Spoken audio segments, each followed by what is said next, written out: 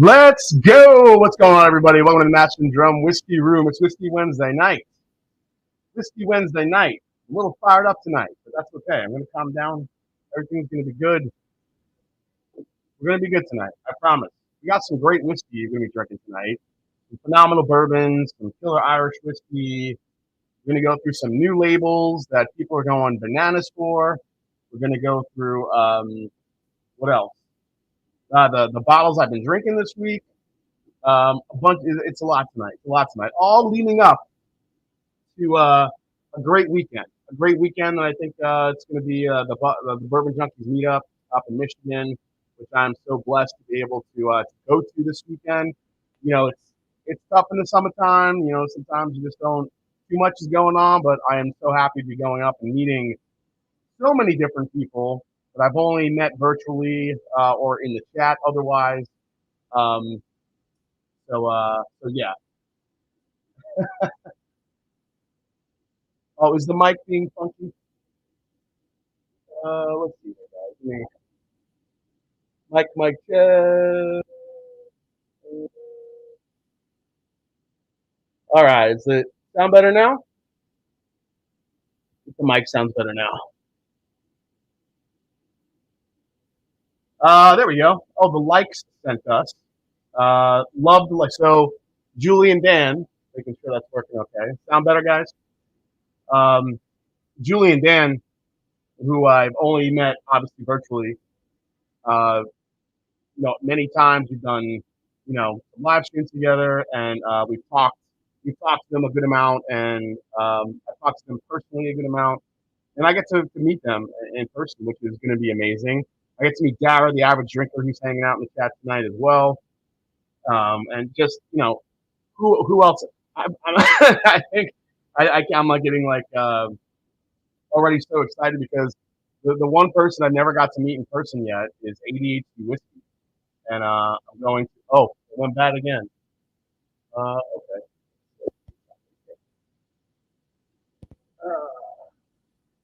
Did that fix it? Was it just, maybe it was just a connection. All right, let me fix that. Does that sound a little bit better, guys? It might have been the mic getting a little bit loose. Let me just check behind here.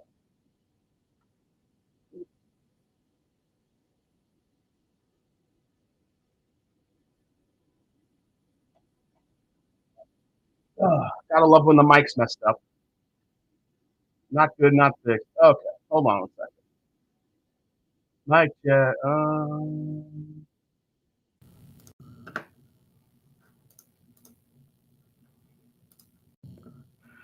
mic check. How does that sound? Does that sound a little bit better? I get to meet Deborah C. ECBP moment. Yeah, everyone just waiting to fall for me to fall over again. Better. Everyone's saying better. Okay. You know what? Real quick, guys. Let me get a. Oh, it says way better. Okay. Well, we'll keep it as is then. If it screws up again, let me know. All right. So yeah, one person I never got to meet yet is Matt, ADHD Whiskey. Like, holy shit! I'm finally gonna get to give that big lug a hug, and I can't wait. So yeah, I'll be there. Says Derek. Dramhound is here. Fixed it. Better you bet. Fancy Franchi. I get to see the Franchies again. Love it. Christopher David said, "Holy crap, much better." Okay, yeah, just a couple little settings here. Mike Stahl. I get to meet you in person, dude. You're gonna get a big old hug too. Top Dog is here. Blueberries, yes, I get to say blueberries with Matt. So real quick, speaking of the chat, I do want to send my condolences and some prayers out to Jerry Black, who unfortunately lost his wife very recently. She's up with the Angels now. So, Jerry is a person that's always been in the chat. You see him all the time in different chats across Whiskey Tube. So just want to raise a glass to him, his family. Sipping a little Mayor Pingree 13 year in preparation for my trip up to Michigan. So cheers, guys. Cheers to Jerry and the family. Our best to you.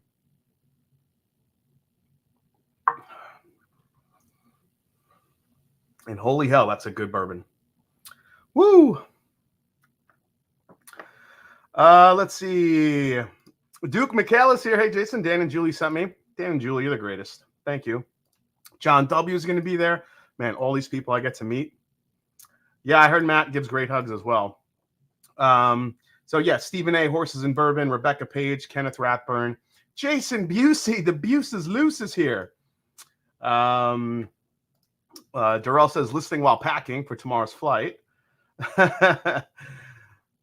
Yeah, holy crap. Okay. Jason, have you heard of SLB Drinks? They are another great. Yes, I have watched SLB Drinks. I have watched him before. Cheech Artolino in the house. Dusty Dan is here. Is Pingree MGP? This Pingree is. This is a 13-year. This is MGP, and it's glorious MGP. It's friggin' delicious. Let me shut my phone off. So tonight, and to cap things off, we're gonna do kind of an epic blind tasting tonight, guys. Jared W, welcome back. Whiskey Row is here. Just got on, and the first thing I hear is Matt gives good hugs. Yeah. Let's see. Whiskey Row, another great channel for you guys to watch. Big Vic's Backyard, BS, another great channel. So many cool people here tonight. Had some turkey decades early this morning. What's up, Blaine? What are you doing, man? Whiskey Row. Yeah, Black Bourbon Family's here. Jason and is that them? Oh, yes. Yes, it is them. Okay. How you doing, guys? Nice to see you as well. Everyone should watch Black Bourbon Family. Raise your drinks up casually. I always got to sing the song. Jason and Brandy are amazing. Thanks for checking in, guys, tonight. Young Pei Chang is back. Haven't seen you in a while, buddy. Yeah. So I figured tonight I was like trying to think of a good, a good blind tasting to do tonight. I always love doing blinds, and I just feel like the blinds are, they kind of give the true test. So what I'm doing, what I picked is a few of my favorite bourbons so far from this year. So Calumet 16, Russell's 13, obviously, but this is this year's batch 2022. I don't know if it will make my running for top 10 of the year, since last year it got all the love, and these are just new batches. I finally scored a bottle of this beautiful Heaven Hill 17-year. What's going on, Sir Glenn Malort? It's empty now, but scored one of those. And so that'll be in the mix along with Calumet 15. Calumet 16. And also this bottle right here, this Hardin's Creek 15-year. Now, this isn't my bottle. This is from my good friend Todd Ritter. But I figured I really enjoyed this one, when I reviewed it. So I figured, now obviously it's super limited and the price is a little crazy, but I did enjoy it for a beam profile. So let's throw it in the mix, see how it does. And those are all going to go against the Four Roses 2021 from last year, which was my bourbon of the year, which slightly edged out the Russell's 13 for me personally. So I want to see if any of these bourbons are going to be good enough to take out that Four Roses this year. How good are the bourbons this year? So I'm going to put them to the test tonight. Should be a fun show. Dan L coming in hot. Can't wait to see this great Jason C in person. Dan L, I got a big old bear hug for you too, buddy. So Kenneth, I actually didn't pay anything for it. I actually received that bottle as a gift from a very cool, very, very cool friend of mine. So I was floored when I was gifted the bottle, and I can't say enough about the folks who gave it to me. So I'll just leave it at that. Any new info for the blending competition? Yeah, we'll go through that a little bit. I'll have some more details for the blend to get in, because it's coming up soon. So for sure.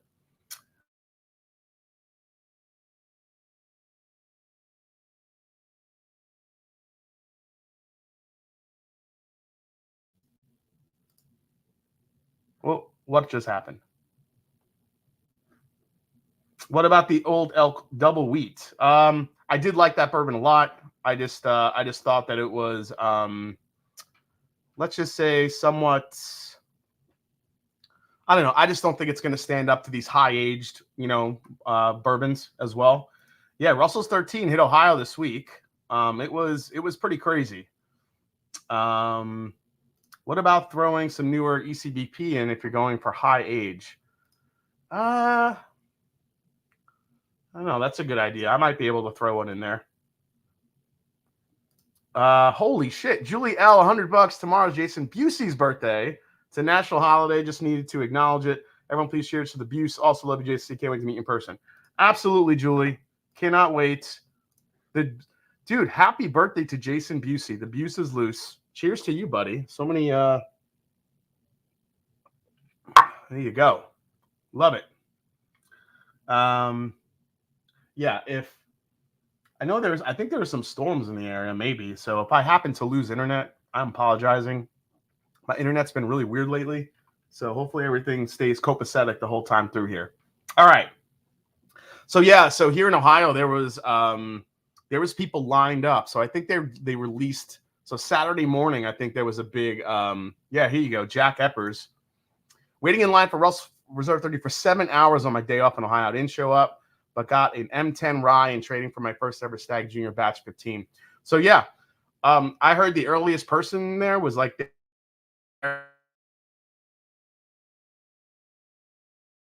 and then all the way up until that morning to try to get a bottle of Russell's 13. And then if you weren't able to get a Russell's 13, we also saw some Michter's 10-year rise. This bottle right here, that was in the that were being sold in Ohio too. So if you were out Saturday morning or even Friday night in Ohio, there was probably some long lines at some liquor stores. Yep. Let's see here.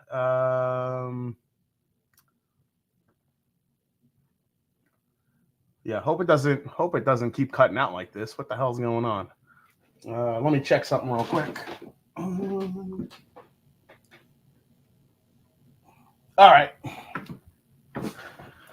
Everything's plugged in, so if anything goes bad, I'll try to go live maybe on my phone or something. Jeez, all these technical difficulties tonight. What the hell's happening? I set up everything very early on so to avoid these issues, but you can't control the internet, I guess, sometimes. Damn, that's good. All right. Michter's 10-year for MSRP at Costco. Excited? Yes. F that. I'm not waiting in 7. Does anybody in the chat, are you guys waiting on lines this long anymore? I feel like in Ohio, sometimes these guys, you kind of have to because these stores get so few bottles. It's really the only way to get anything allocated is if you really wait online for hours and hours and hours and hours, unless you pay secondary or unless you have to trade for a bunch of bottles to get something that you want. I still wait online sometimes, which is, I don't think I'm up for doing the overnight thing anymore. But honestly, if I have to try to get a bottle to review, I'll wait online. John Fern, I don't wait for shit, he says. EJ, 30 minutes max. Okay. Wild Turkey. Oh, I might be the only one here for the Gold Spot review. Oh, JSF. Yeah, we're going to pour that shortly here. I might be. Let's see here. I don't wait. I've got kids. Rather spend time with them. Jared, that's a hell of a thing to do, man. I love it. Love that.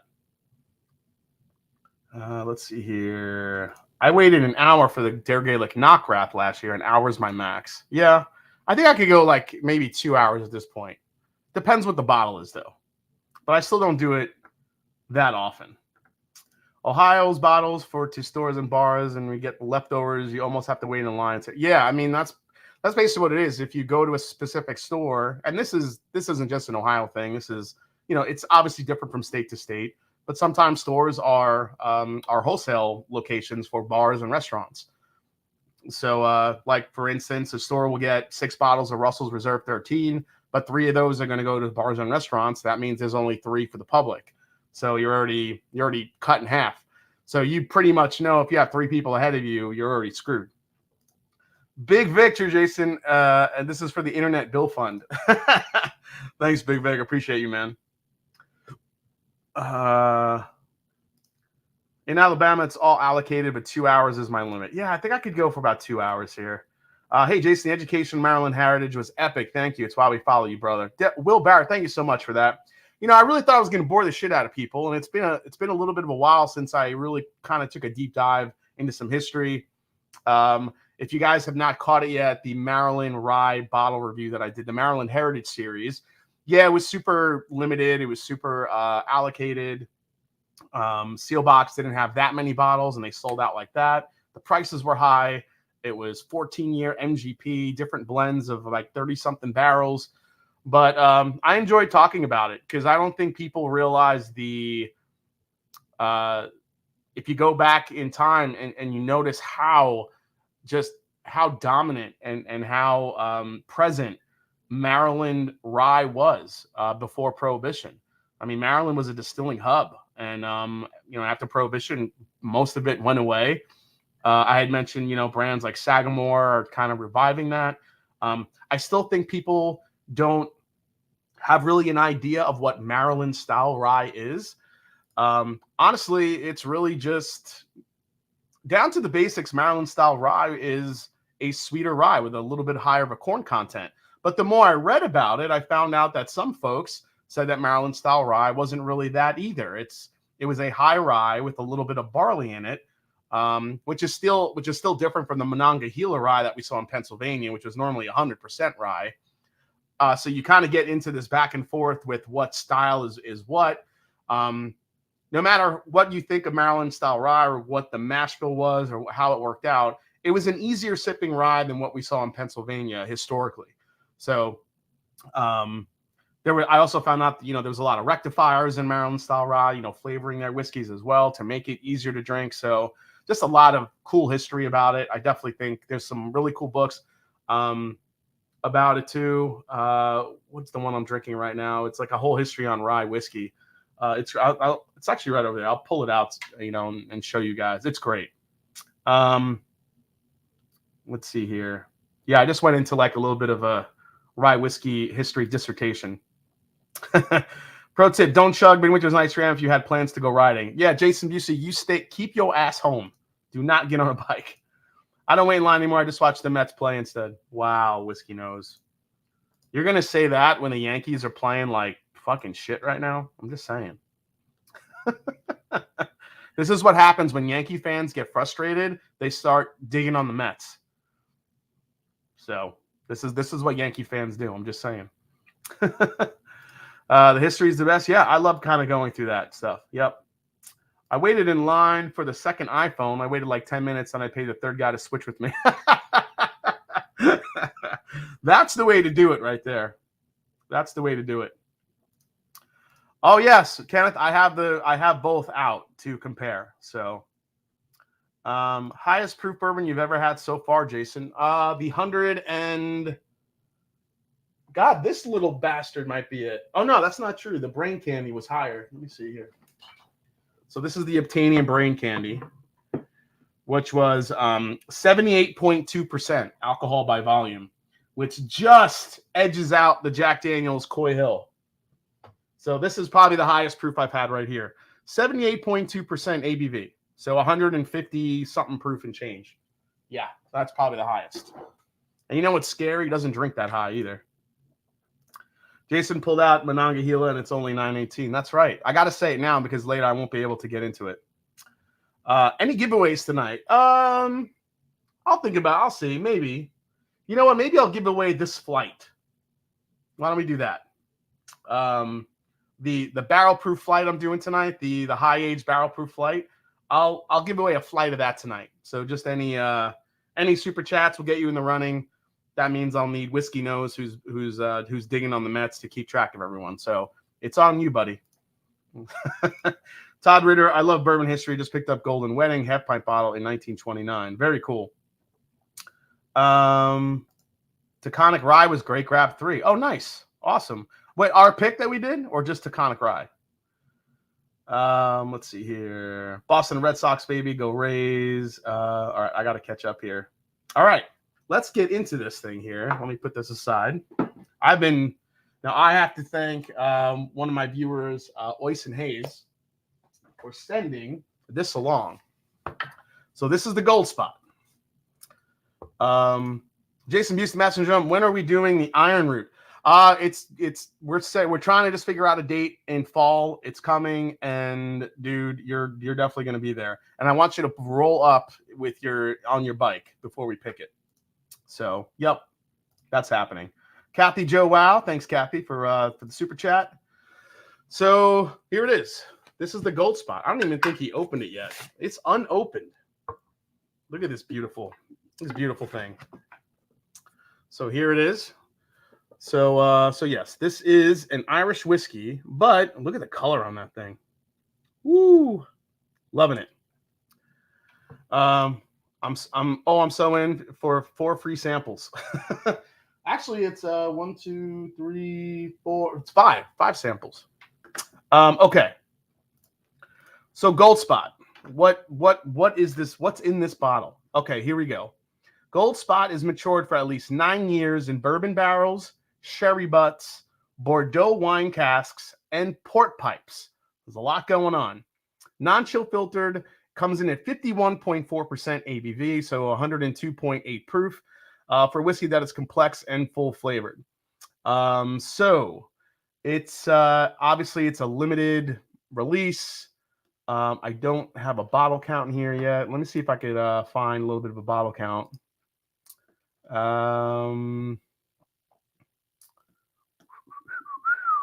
So it includes, once filled, the fortified wine cask will be marked. Okay. The color is gold. It's said to symbolize quality, prestige, specialness. Specialness, is that a word? And celebration. A minimum of 9 years, but I would guess that there's probably a good amount of older whiskey in here. Yeah, if Donald Rance, the Irish whiskey Yoda, was in the house, he would probably know. So, Gold Spot looks so pretty. Yeah, it does, Deborah, doesn't it? John Walker, only line I wait is the Black Friday line of Jay Henry. Beats putting up Christmas ornaments.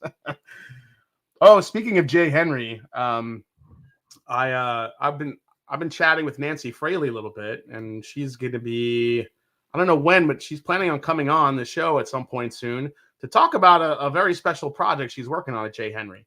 So if anything, we'll get to see the amazing Nancy Fraley soon enough. I can't get my thumb in there. There we go. Did that do it? Nope. Come on. Get under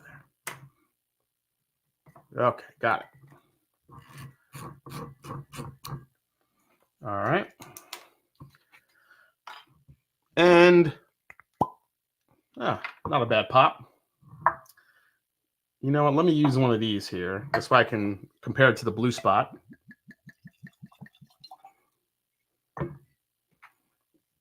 So yeah, so all those maturations, there is a lot going on here. Blue Spot is still $300 in SoCal. How much would the gold be? Good luck. Yeah. So it will be available in the USA starting mid-July. So this has been kind of hitting for, excuse me, a little bit here. It says it's supposed to be a suggested retail price of $120. So I'm not sure if that's what we're going to see it for, but we'll see. Mike, I can't give it. This is not my bottle, so I can't give this away. I would give away samples of this, but it's not mine. So if I get a bottle of it, I'll maybe give some away down in the future, but I'm not going to give it away quite yet. So let's see here. Okay. All right, just catching up on chat, guys. What bars do you recommend in Columbus for good pours? Buckeye Bourbon House is pretty good. I love Prohibition in Powell. Great bar for pours. And McClellan's right here in Dublin. They have amazing whiskey. Yeah, she's got a hell of a collection there. Where else? Actually, Bridge Park in Dublin at Fido, they actually have some really rare bottles there. They have some picks. So there's some good bars around for sure. Yeah, retail for gold is $120. Hope you enjoy your brown spot at the Mash and Drum. Oh yeah, Opa too. Adam Hinson, good call out. Opa restaurant, they do a bunch of picks. They have a great whiskey selection. Hey, what's up, Toner? Thanks, man. Okay. All right. Let's get into this gold spot here. So I just want to make sure I got all this. Yeah. Bourbon, sherry, Bordeaux, and port all together. So let's see how tropical this gets. Sometimes, you know, older aged Irish whiskeys can get a little tropical.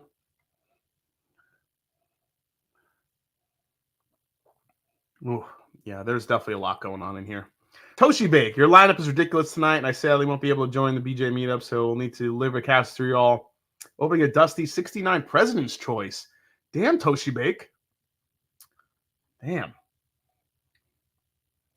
How do you get picks in Ohio? Well, the state does the picks, Chris, and then they get dispersed to different liquor agencies around Ohio, and then people line up and buy picks. Hey, what's up, Abandoned Bourbon? First thing off the bat I get is that getting a little bit of like banana, and I'm getting pineapple. So that's the first thing I'm smelling, which is not, that doesn't surprise me. Getting a little bit of the dark fruit note, I think, from the port. Man, my nose is like really sensitive tonight. Let's see here. Mostly you don't get picks in Ohio unless you got a lot of free time. Well, there also are some picks that sometimes sit around. Obviously, a Buffalo Trace pick sells out like that. Anything from Buffalo Trace. Usually, sometimes that even goes into a lottery for the state. But, you know, I've seen a lot of picks just kind of sit around. The Maker's Mark's picks seem to sit around for a little bit. What other picks? Some of the Rebel and Ezra picks I've seen sit around a little bit in Ohio. I think it just depends what it is, honestly.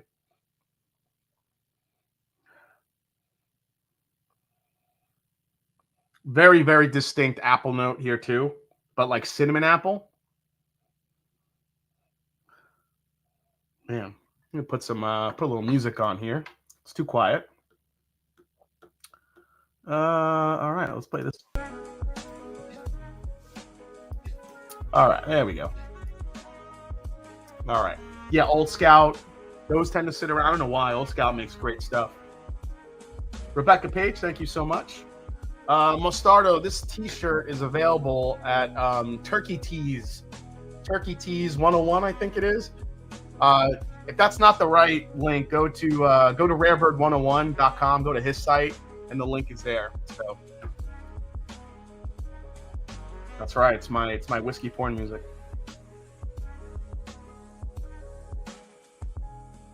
Done a Bonnet Blind. Yeah, it's coming off very apple, pineapple, tropical. There are some dark notes in here, though. I feel like there is like a raspberry trying to come out a little bit as well. And also you get the pot still spice. There's some nice pot still character to it. Let me lower this a little bit. Okay, there we go. Ralph says, glad to be able to catch my favorite whiskey tonight. COVID has been kicking my ass. Haven't had a pour in 4 days. My liver is proud of me, though. Damn, Ralph. Hope you're feeling okay, buddy. Sorry about that.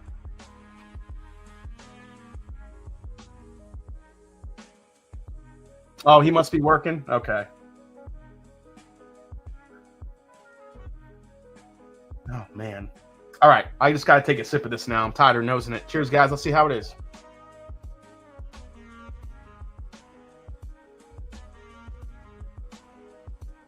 Ooh.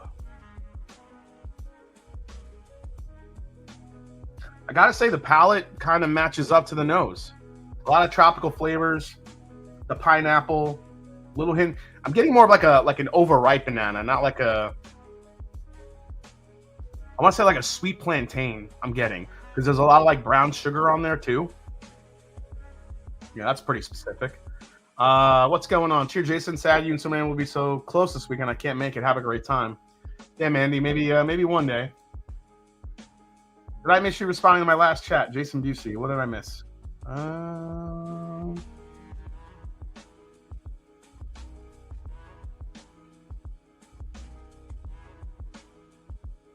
Have you ever had a drum shambo? It and Red Spot are the only Irish whiskeys I really enjoy.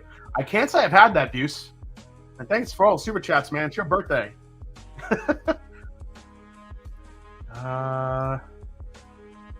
Where can a Michigan fan safely buy bourbon in Ohio? Honestly, there's a lot of Michigan fans, in Ohio, so I think you'll be okay.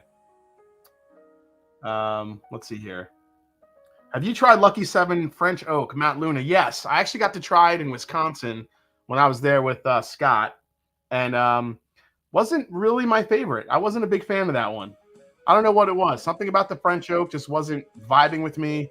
I enjoy the Holiday Toast much more. Obviously the 14-year, and even the what's the other one they have? There's another release they have that I liked even a little bit more than that one. So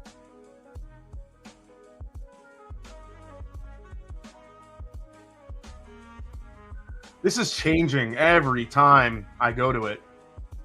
Now I'm getting more of the bourbon notes. I'm getting more of the vanilla. I'm getting a little bit there's a nuttiness to it as well. White chocolate. This one's nice. This is a fresh pour, guys. Generally, these Irish whiskeys, especially older age ones, these do change over a little bit of time. I'm not sure what this is going to turn into, but the flavors are actually kind of what I expected. I think the spot whiskeys, I don't think it's as complex as the Dare Gaelic, but it's definitely got a nice creamy mouthfeel to it. The pot still definitely comes through. The apple, the pineapple, a little bit of nuttiness. I think some vanilla is coming through. I'm kind of looking for that port influence a little bit.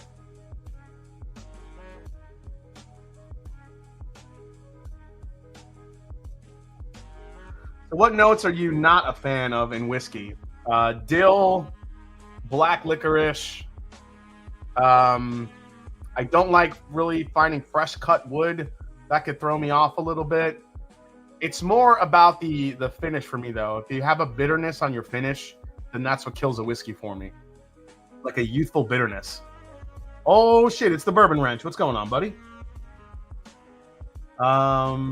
Yo, can't wait for Blend Again. And yep, we're going to get into that. Let's see here.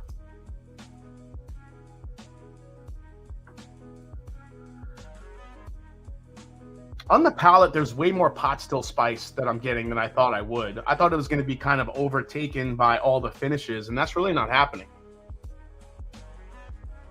Okay.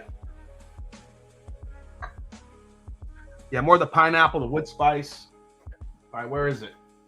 Well, we have to put it against this one, don't we? A little Blue Spot. So Blue Spot was my World Whiskey of the Year last year. I just love this shit so much. This is my second bottle. I haven't been able to find another one for a backup, so I'm trying to really kind of savor this one. Now, I will say, see, is there a pretty big color difference here? No, not much of a color difference. Now, the Blue Spot, cask strength. So, different maturation here. You have bourbon, sherry, and Madeira. And I think there was some older whiskey in here as well, too. So, some good stuff. Let's do a quick. Well, hold on. Let me.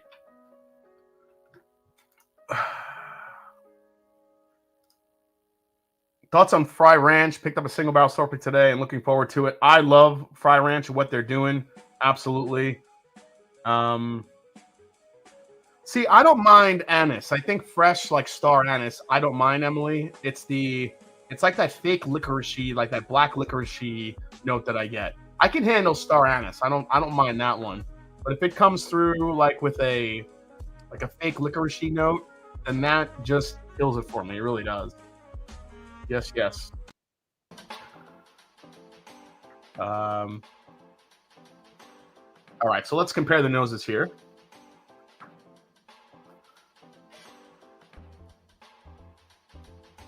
What's up, Tanner Clements? Nice to see you, man. My Castle and Key is a rye. Oh, is a dill bomb. Interesting. All right, so on the nose, the Gold Spot has a lot more going on. I'll tell you that. It's just denser. Again, this has had some air time, so maybe not such a fair comparison. Actually dragging my wife to Ireland this week with a whiskey group on a whiskey bus. Any advice, any bottles I should be looking for? They're only across the pond. AC Jones, I've never been to Ireland, so I don't really know what's like ultimately available there compared to here. But I would look for anything. Like, I mean, there are some amazing Irish whiskeys popping up around Ireland. So, man, I would just look for like if I was going to Ireland, I would look for like some distillery only releases, something with like a high age, anything cask strength. You just don't get as much of that here in the States as I think you would see in Ireland. So,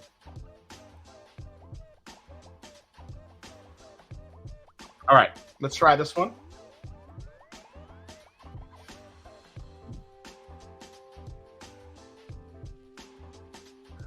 Blue Spot definitely has a little bit more of an aggressive flavor profile to it.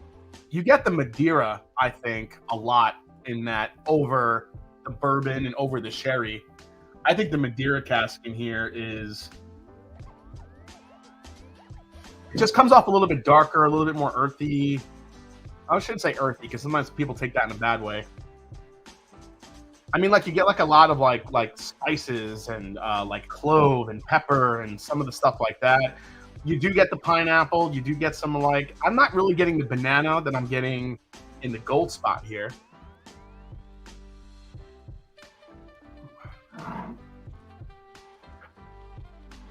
No, I did not rant yet. JG, thanks for making this entertaining. I appreciate you, man. 425 watching right now, guys. Please hit the like button while you're here. I really appreciate it. Thanks for all the amazing support. Man, Green Spot 7-year cask strength tastes like a BT product. Damn good. Oh, Green Spot 7-year cask strength. What are your thoughts on the Peerless Rye Absinthe? Yeah, see, that wasn't my favorite. I didn't mind it. It wasn't like an overly, punch of. I just, absinthe just isn't my thing.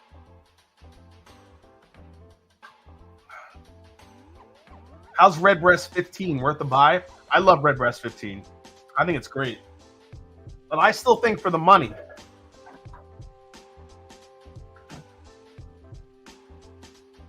For the money, it's hard to beat this beauty right here. I love when people bring up whiskeys and I can just like pull it out of nowhere. This for the money is hard to beat. I mean, a 12-year cask strength Redbreast, $100. It's generally pretty easy to find if you look around. These just came back in Ohio recently, and I grabbed it as soon as I saw it because it's been a while since I've had a cask strength 12-year. I still have a couple of old bottles left, but yeah, you'll see a review for that soon. Absolutely. Yeah, the PX finish, EJ. I'm all about it. Love the PX Redbreast. All right. Man. Much more of a green apple note coming out of this one, too, out of the Blue Spot.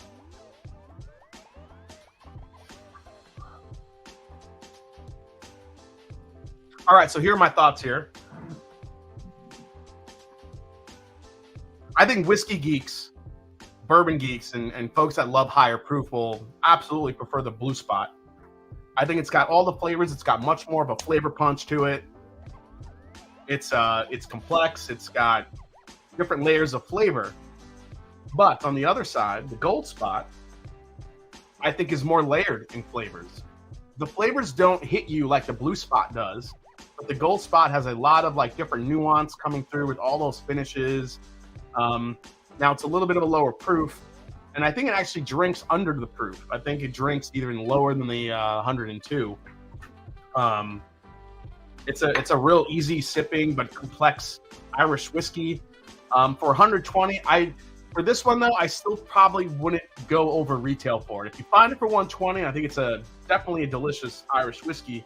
But if you see this for like 150 or upcharge to like 200 because it's a special release or even higher, skip it. I wouldn't overpay for it.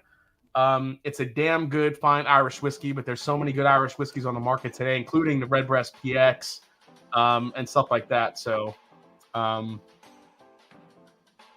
yeah, the Dare Gaelic Cobblek tree, I think, kills both of these. But I'm just saying it's a damn good Irish whiskey.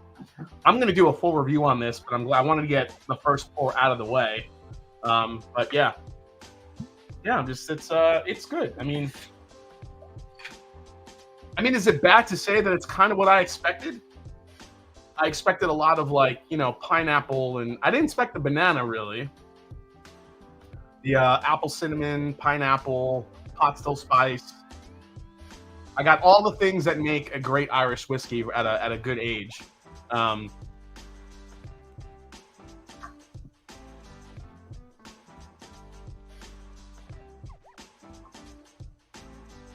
Yeah, the blue spot just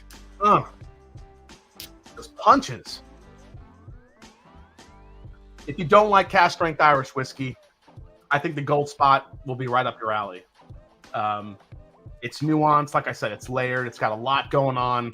I think any palate is going to be able to pick up different flavors in that, because there's all the finishes are starting to kind of like pop off. Get some of the bourbon, some of the sherry. I think I'm getting mostly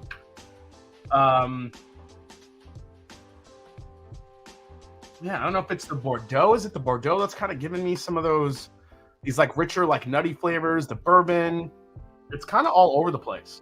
So, but if you're expecting to be a flavor monster, like or have the flavor punch, I should say, of the blue spot, it's going to fall behind in that category. But overall, it's a complex, delicious Irish whiskey. And I want to thank Mr. OH for sending this over to me to try with you guys. I'm gonna, what was I gonna do?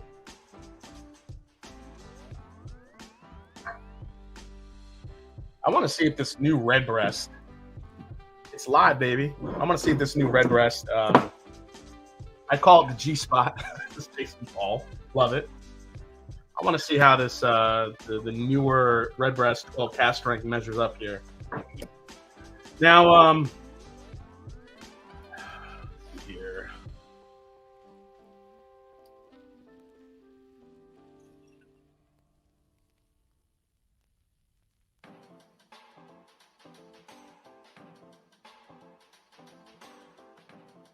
Now, normally, these are a mix of both sherry and bourbon casks.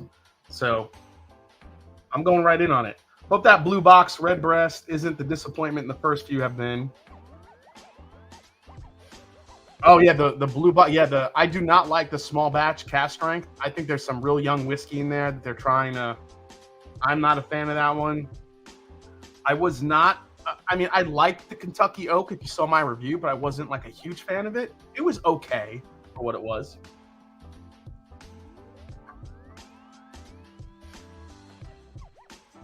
Oh, yeah.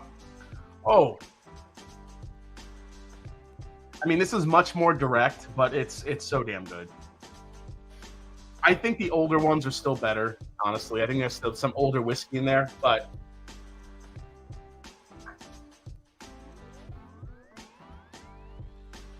ooh. If you can't get a gold spot or get this, just buy this. It's that good. I'm gonna have to do a double base soon with this versus the John's Lane. The John's Lane from Powers. Two of my favorite, readily available. I don't know about readily available. This isn't that easy to find anymore. But those two Irish whiskeys head to head. So, all right. Irish whiskey. All right, guys. So what I'm going to do is I'm going to pour. What was I going to pour next? You know what? I'll keep drinking this. What I'm going to do is give you guys a few more details for Blendegeddon. But in the meantime, I'm going to the Bunnahabhain. Well, Bunnahabhain is a single malt Scotch. It's going to definitely be a different animal. You're talking about a single malt Scotch versus an Irish whiskey. It's a different flavor profile. Redbreast is having issues keeping up with the demand. Everything is delayed and out of stock. Yeah, I definitely feel that for sure. All right, so while I'm setting this up, why don't you guys watch the trailer for Blendegeddon if you haven't seen it yet, and then when we come back, I'll give you a few more details on what you need to know before you submit your blend. And here we go. We have a top 6 that are left.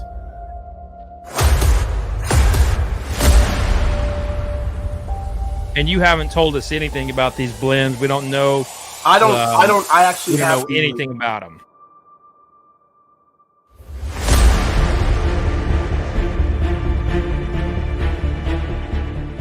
It actually shifts gears towards the back end and finishes really nice.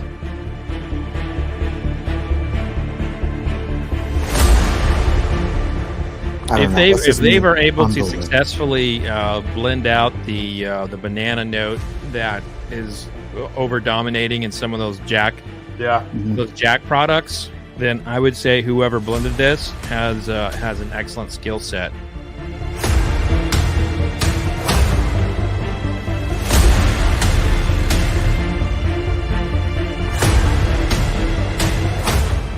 Jason, do you smell a little bit of a dusty in there? Yeah, that's what I'm saying. It's got like a dusty funk on it. I've been calling that from the beginning.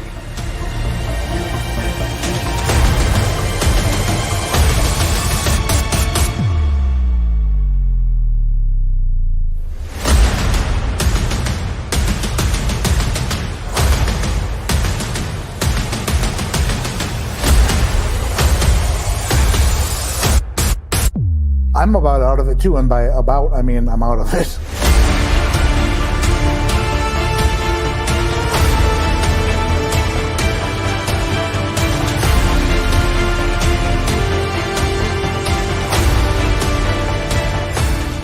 It is down to Todd Ritter with his blend named Heaven and Hill, and William Davalar with My Own Private Idaho, which means the winner of Blendageddon 2021 is Todd Ritter with Heaven and Hill. Congratulations. Let's give him a big round. Congrats, guys. Todd Ritter. Now, what's the blend? We all want to make it. I know, we got it. Well, let's...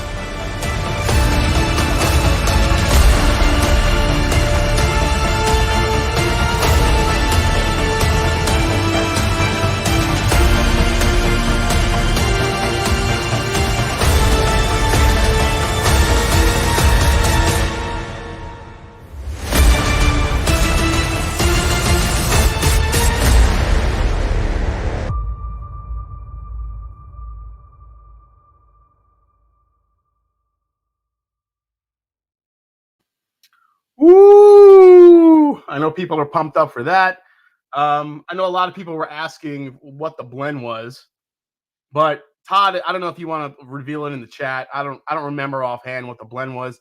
The problem is there was some old Heaven Hill whiskey in there, and I don't mean like by age, I mean like by year.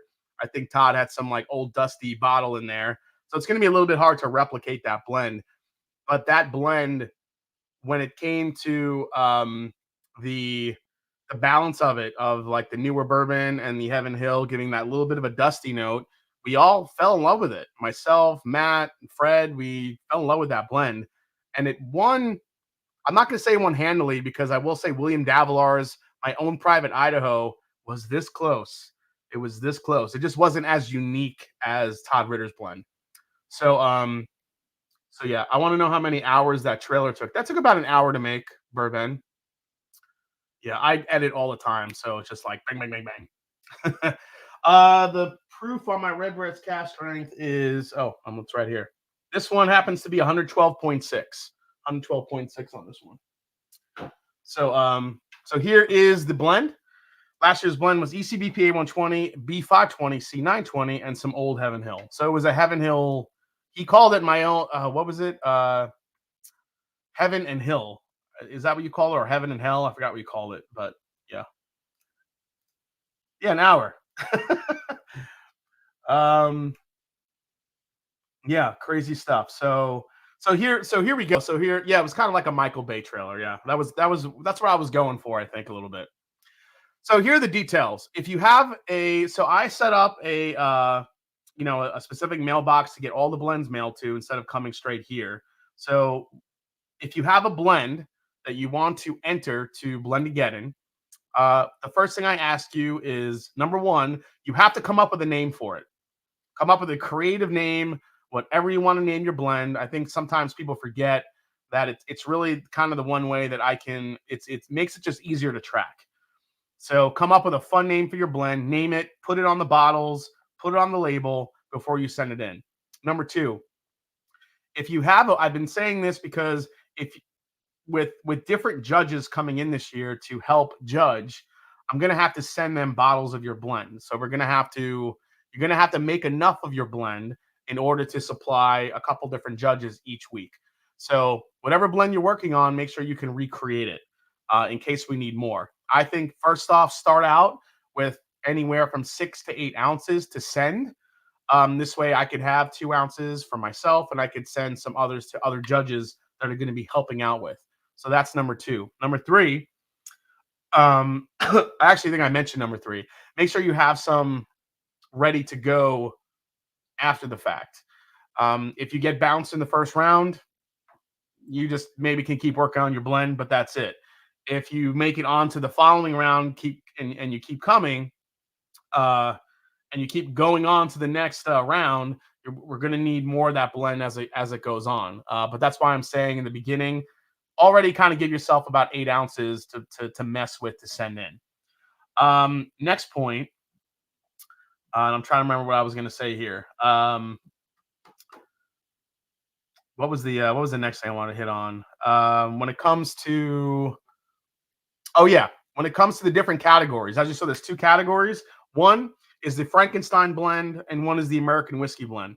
The Frankenstein blend, you can pretty much put anything you want in it, as long as it's not like a flavored liqueur. But if you want to put, Armagnac in it, or rum, or whatever you feel like is going to make that whiskey, or that make that blend fantastic, then go for it. I mean, I think the more stuff you use, the harder it is to make something great. But you want to do that, it's your Frankenstein blend. So we'll let it go for that.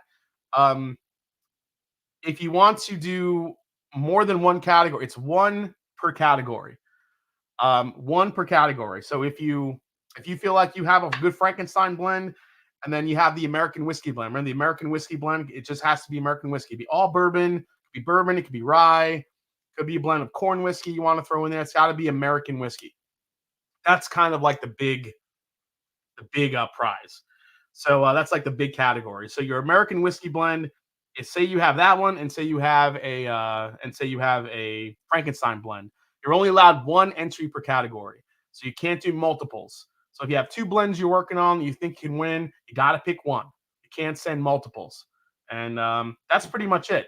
So if you have your blends and you're ready to start sending them in, email me at themashanddrum@gmail.com, and I will tell you exactly where to send them. Again, if your blends are ready, you're ready to start sending them in, email me at themashanddrum@gmail.com, put the subject line Blendageddon, and then I will tell you exactly where to send them. I'm not going to say it here live on YouTube where to send the blends. So we'll just keep it as that. We'll get started towards the end of September. Good luck to everyone. I know a lot of people have already been working on blends, including Todd Ritter has already been trash talking. So we'll see who gets to take Todd down. Does he make it to the next level, or does he go out in the first round? We're going to find out. We'll have some guest judges each week, and it's going to obviously culminate at the end of the year, again, with Fred Minnick and ADHD Whiskey coming on as my final judges and raising money for St. Jude Children's Hospital in the process. So it's going to be a great end of the year, and I'm really excited to try all your blends. So cheers to that. This is a blend of the Blue Spot and the Redbreast. I'm going to try it. I do my own little blend.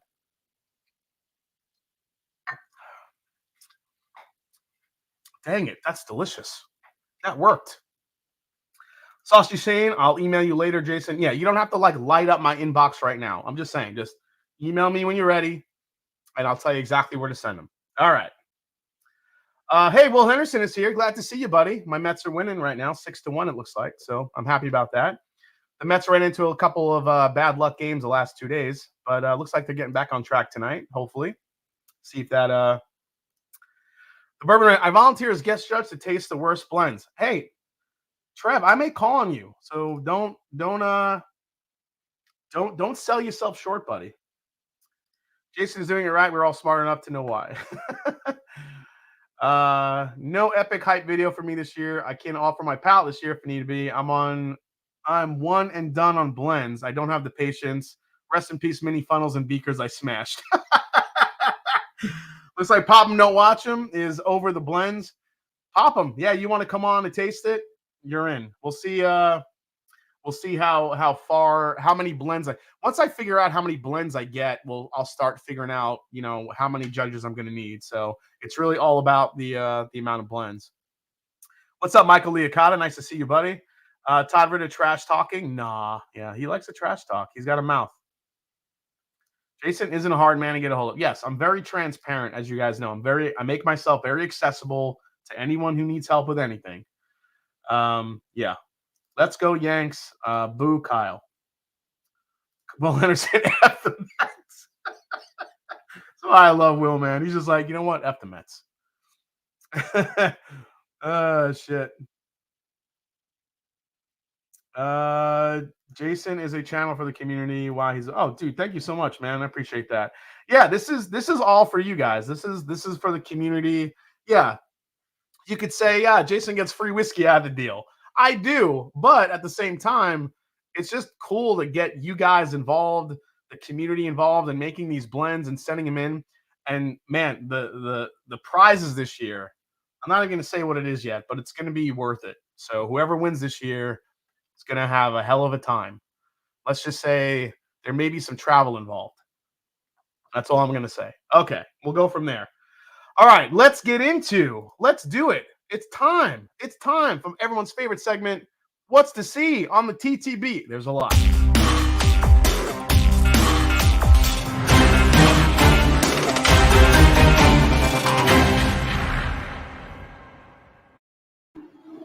Just because Michael Scott is peering outside the window, I'm going to drink my my Dwight Schrute false coffee cup. It's actually water. False. Okay, let's get into this, guys. Some crazy shit came through the TTB this week, and I'm really excited about it. Let's start with some shit coming out of New Riff. You guys know my thoughts on New Riff. I love when they do Rise, and they got some hitters coming out, it sounds like. New Riff, Aristook. At least I think I'm pronouncing that right. Kentucky-grown, straight malted rye whiskey, 6 years, bottled and bond, non-chill filtered, 100 proof. What's the story on this one? We sourced this exceptionally rare malted rye whiskey from a local maltster who had run across a special parcel of Kentucky-grown Aristook rye.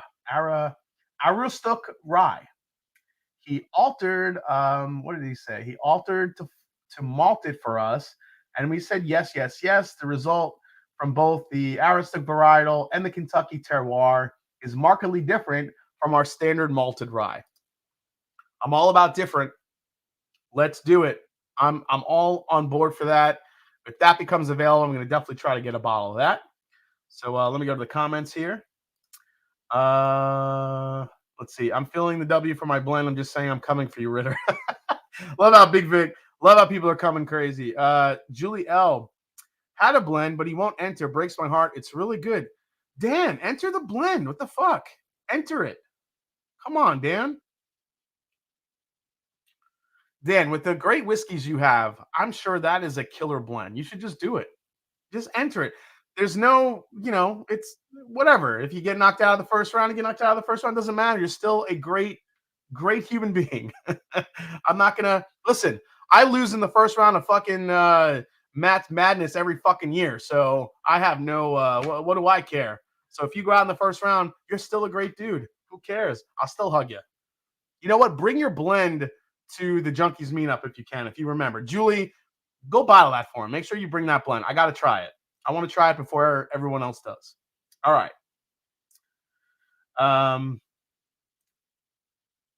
Yeah, I love their ryes. Aristook is really interesting rye variety. There's a Rocknar seed vault of that. That's really good too. Okay. Yeah, I'm all over that. You could be like me and get knocked out of the first match 2 years in a row. Yeah, poor Dusty Dan. Every year he I think you're bringing my Balboa Rye to Junkies bottle share. I love the Balboa Rye, Tim. I still have a backup bottle of that. One of my favorite ryes. Okay, next one. Another New Riff. Another rye. You ready for this one? The maltster. The maltster. I'm sorry, this is a bourbon, but it's made with crystal malt and malted rye. So let's go into what the back of the label says here. For this iteration of Maltster line, we explored a specialty roasted crystal barley malt called T50, roasted to achieve a mellow nuttiness. Together with our signature high rye content, the result is equal parts toasty, savory, malt, and spicy rye. So you're looking basically here as it's kind of a nice little blue rye maltster from New Riff. I'm all about it. I want it. I want to taste it. I think it's going to be absolutely delicious. I'm all for anything that New Riff does with ryes. I think they do some great experiments. Hey, I got knocked out of the chili cook-off every year, but I still like my chili. Palates are different. Love your blend and send it. Yeah, exactly. Rebecca Page, everyone enters your blends. I won my first try, but next to have almost made Jason Hurl. Still going to keep trying for win number 2. Rebecca's she's got to keep coming.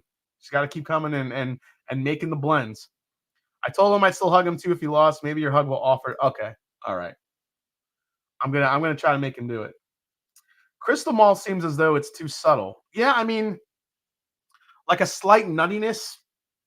I mean, we'll see. I'm definitely more excited about that rye varietal over the crystal malt like Burai, but we'll see how it goes. All right, next one up, and this is from Still Austin out of Texas. Who's Still Austin is an amazing whiskey maker, amazing distillery.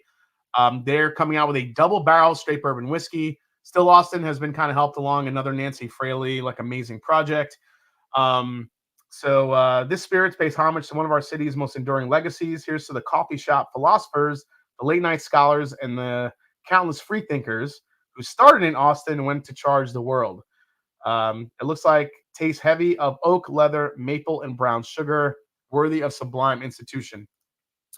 If any of you have not had anything from Still Austin, if you haven't had the Still Austin Cask Strength, the Soloist, or even, I'm sorry, not the Soloist, I forgot what that release was, but even the Still Austin Cask Strength, and then just a regular bourbon offering. It's some of the more impressive Texas whiskey that's available. So I'm gonna keep drinking this blend.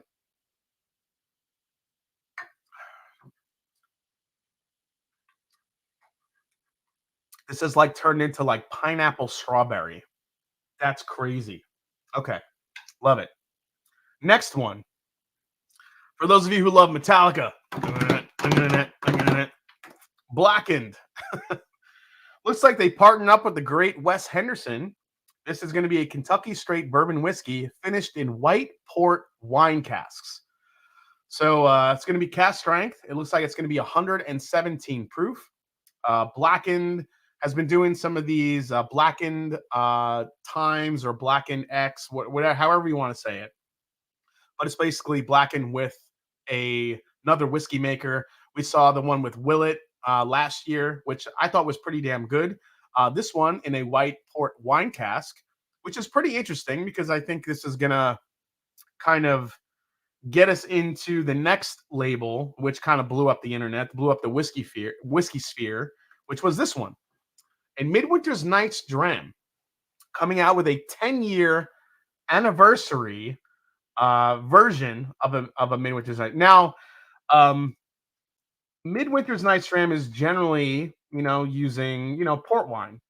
The port wine that everyone's, pretty used to, like a Tawny Port, Ruby Port. And so you get those really dark fruit flavors. Now, this one is going to use a white port.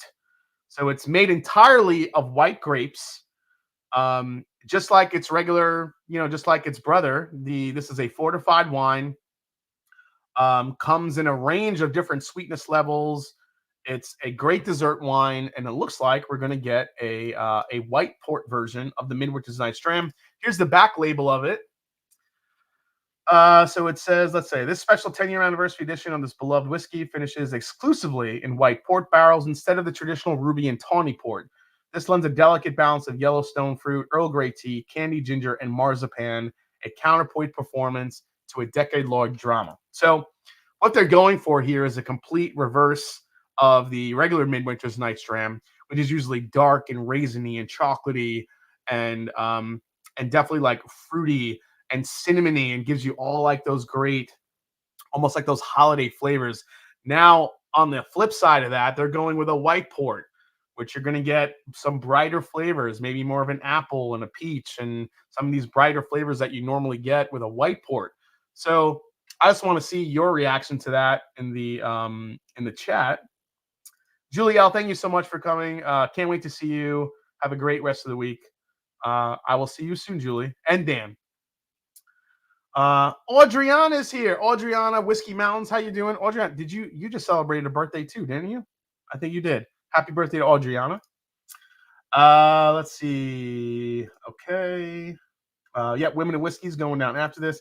I've got some friends who got me into this high-end whiskeys. I feel bad always drinking their good stuff and want to bring something to the party. It's always good to bottle share. Jason, be honest, do you normally put that much milk in your coffee? I thought you were Italian. You're talking about my Javi ad? I normally, well, for regular coffee, no. I mean, I don't put anything in espresso. That shit is straight. I don't put anything in it. No sugar, nothing. It's straight up espresso deliciousness. Iced coffee, I like a little bit of milk and creamer in it. It's just, I suck those things down. I love iced coffee and some of the stuff on that. But yeah, if you guys haven't seen my my latest review, which was today, I had a little bit of an ad for Javi coffee, which is like a concentrated coffee product. You kind of pour in your milk or your water, whatever you want to do to make like a quick like iced coffee. It's a great product. I love it. Especially like on the go, and it's kind of pour it in and like done. I don't have to look for like Starbucks or anything. I just pour this shit in, and it's good coffee, honestly. 3 weeks early on my birthday, but I'll take it. Okay, Adriana. Espresso with a shot of Sambuca. No Sambuca, Tim. No fucking Sambuca. I actually enjoy. I like a little. I don't mind a little Kahlua or Irish whiskey in my coffee. That's for sure. Okay, so are you guys excited for this white port version? Now, that was on the TTB, but I didn't see anything that said we're still going to release the regular Midwinter's Night's Dram. I think it's just going to be this 10th, anniversary version.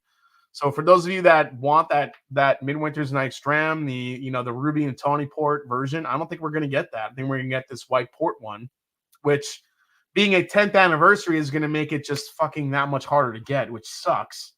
Man, do distilleries love fucking anniversaries, don't they? As soon as an anniversary hits, special whiskey, make it more limited. Son of a bitch. Speaking of limited, this one almost like I saw so many posts about this, and I'm sure you guys did too. Here it is. Booker's Second Chance Batch.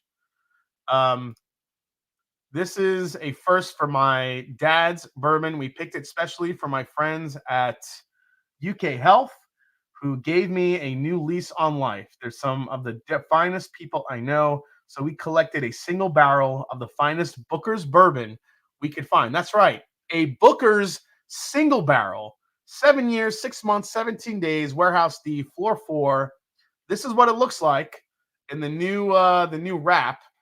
Damn, if that's not one of the more gorgeous Bookers I've seen. But I think this is going to be a charity barrel. I'm not sure if this is going to make it out to the public. I was trying to find some information on it. Couldn't really find anything yet about this. Maybe it does hit the public and the sales go to charity. I haven't seen this but a single barrel Booker's is something that folks have kind of joked around and talked about for a long time. Didn't think it would actually happen, but it looks like it's here. So, Booker's single barrel, Second Chance Batch. If anyone in the chat has, let's see. Yeah, it's a gorgeous bottle.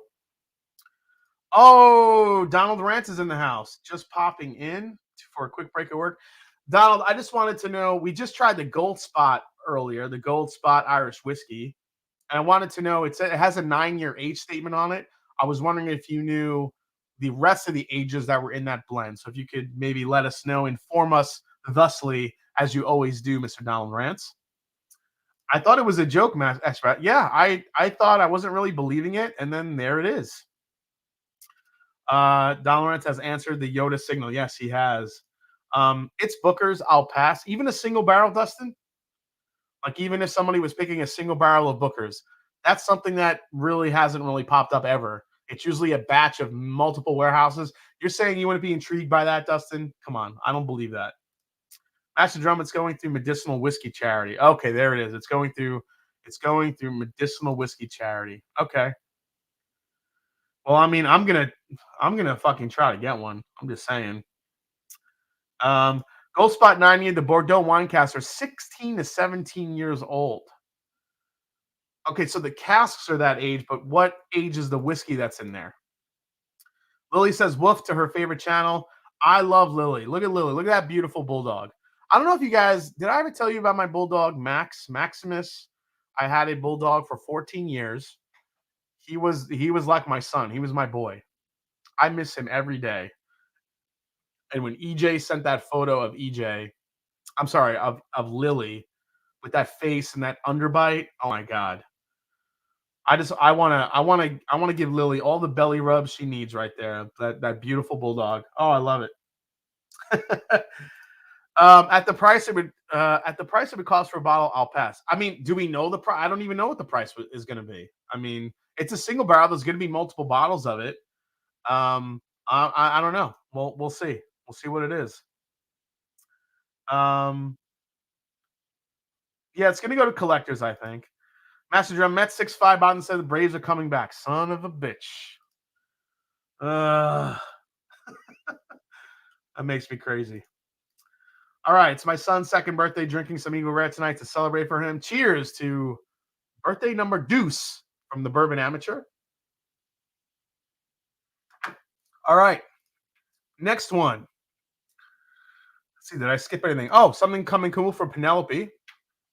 Actually, let me go to the comments here and get rid of that.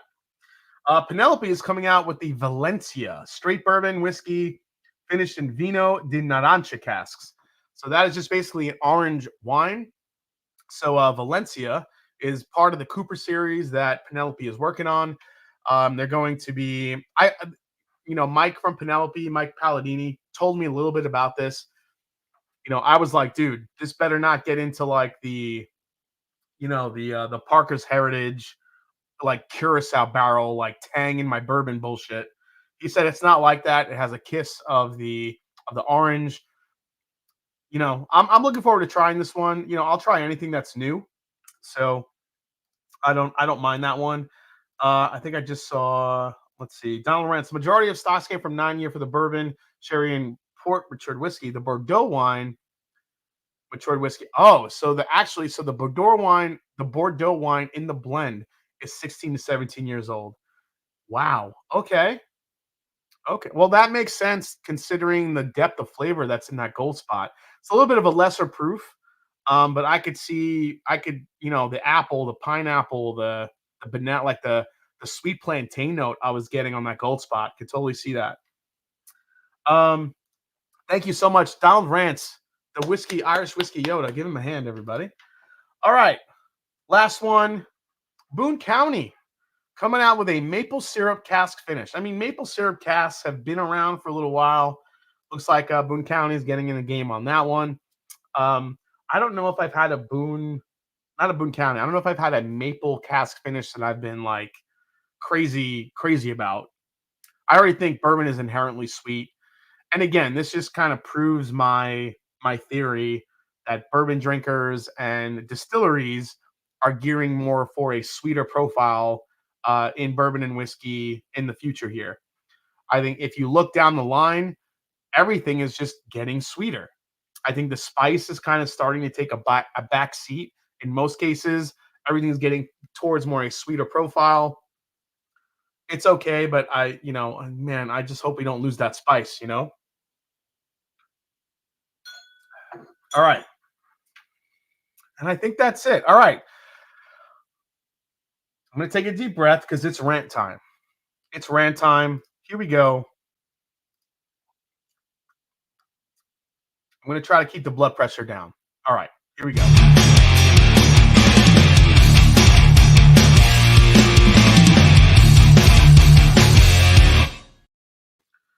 All right.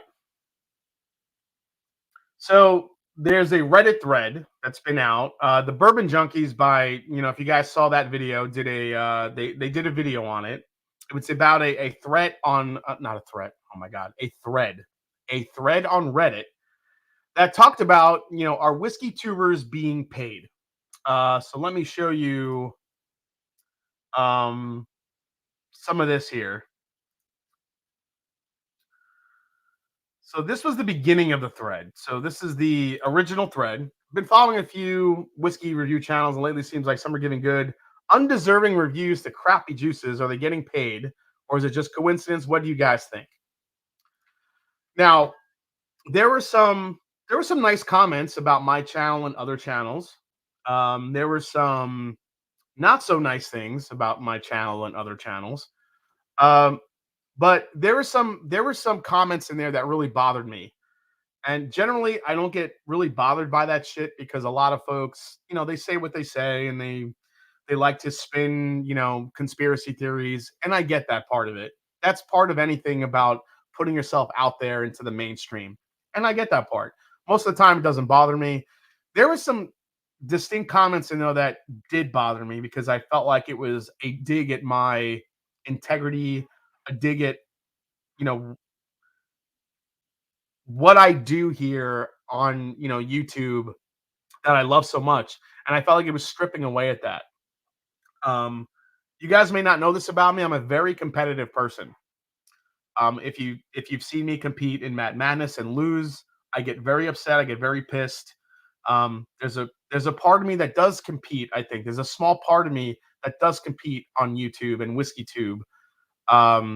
Not to the point where I want to I'm going to talk bad about another channel. That's not the case. But there's that inner part of you that I feel like you want to do the best you can to make your channel the best it can be. So when I saw some of these comments, now this was a thread that was about a month old. The junkies had found it. I didn't really know about it. I'm not on the bourbon Reddit very often, but I have met some amazing people on the bourbon Reddit. I really have. People really into whiskey and bourbon and asking me questions and wanting to know information. I've even gotten some history requests on Reddit. Like people ask me, all right, I got this bourbon. What is the what is the what is the history of this bottle? So I'm going to dispel some any of these bullshit I guess theories that are out there about YouTube and WhiskeyTube in general. I will start by saying this. WhiskeyTube is a very, very, very, very, very small corner of YouTube in general, and the amount of money that's being made, and the amount of followers that's there. If you look at the data for YouTube and you look at channels about makeup and toys and sports and anything else that you could think of, it's really not near what YouTube represents. It's a very small microcosm of what YouTube is. Now, I'm going to throw up some of these comments here. So here is one. This guy, Fried Tuna, spot on. I thought it was just me. They are nothing but a bunch of liars, starting with Mash and Drum and ADHD whiskey. Okay. Including being able to get allocated products in a shady manner. He's regularly one of the first on YouTube to get a hold of rare new releases, it seems. Exactly my point.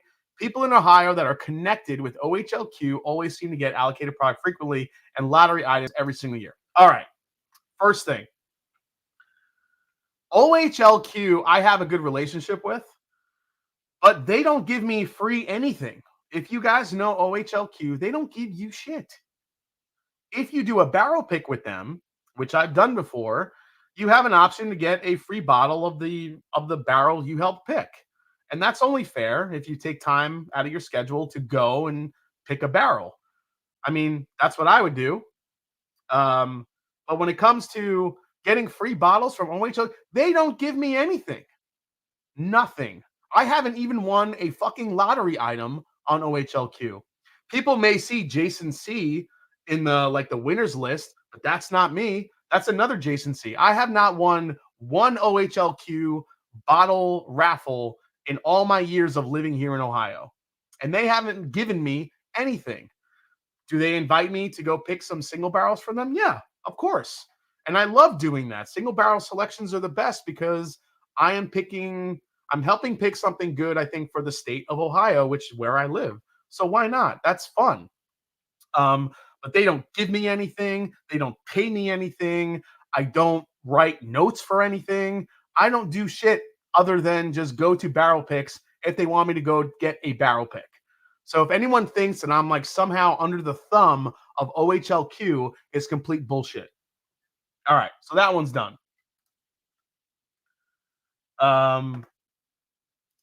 Bafangul. Yeah, exactly. Okay, next one. Yeah, getting products in a shady manner. Shady manner. I have been completely transparent with everybody. Do I get bottles from distilleries sometimes? Yeah. Do I get samples from distilleries sometimes? Yes, I do. It's free marketing for them. It's free marketing for every distillery and every, producer that wants to get their name out there. I think over the last year, distilleries and marketing agencies have caught on that whiskey tube is a powerful thing, especially for the folks that watch. Do we get paid? So the other, let me see, is that here somewhere? I don't know if he's necessarily being paid cash money, but he's given a lot of liquor for free, including a lot of the stuff that is even available for sale in Ohio, where he's located. Plus, he works with the state liquor control, so he has connections for days, including being able to get allocated products in a shady manner. That really pissed me off because I don't work with the OHLQ. The OHLQ. They, like I said, they have me come on barrel picks, but I don't work with them. I am not employed by them. I also, and I could say this about all the YouTubers, we do not get paid by distilleries. It's free marketing for them. Free marketing to send us a sample or a bottle or something to get the word out. That's all it is. There is no shady marketing. If you want to call me for going to another state and buying a bottle shady, call me shady. I do it. I'll trade for bottles. I have a great support community with Patreon and the folks that watch me that help me get bottles. OHLQ they don't feed me any bottles that I want. I don't ask either. I'm not that type of guy.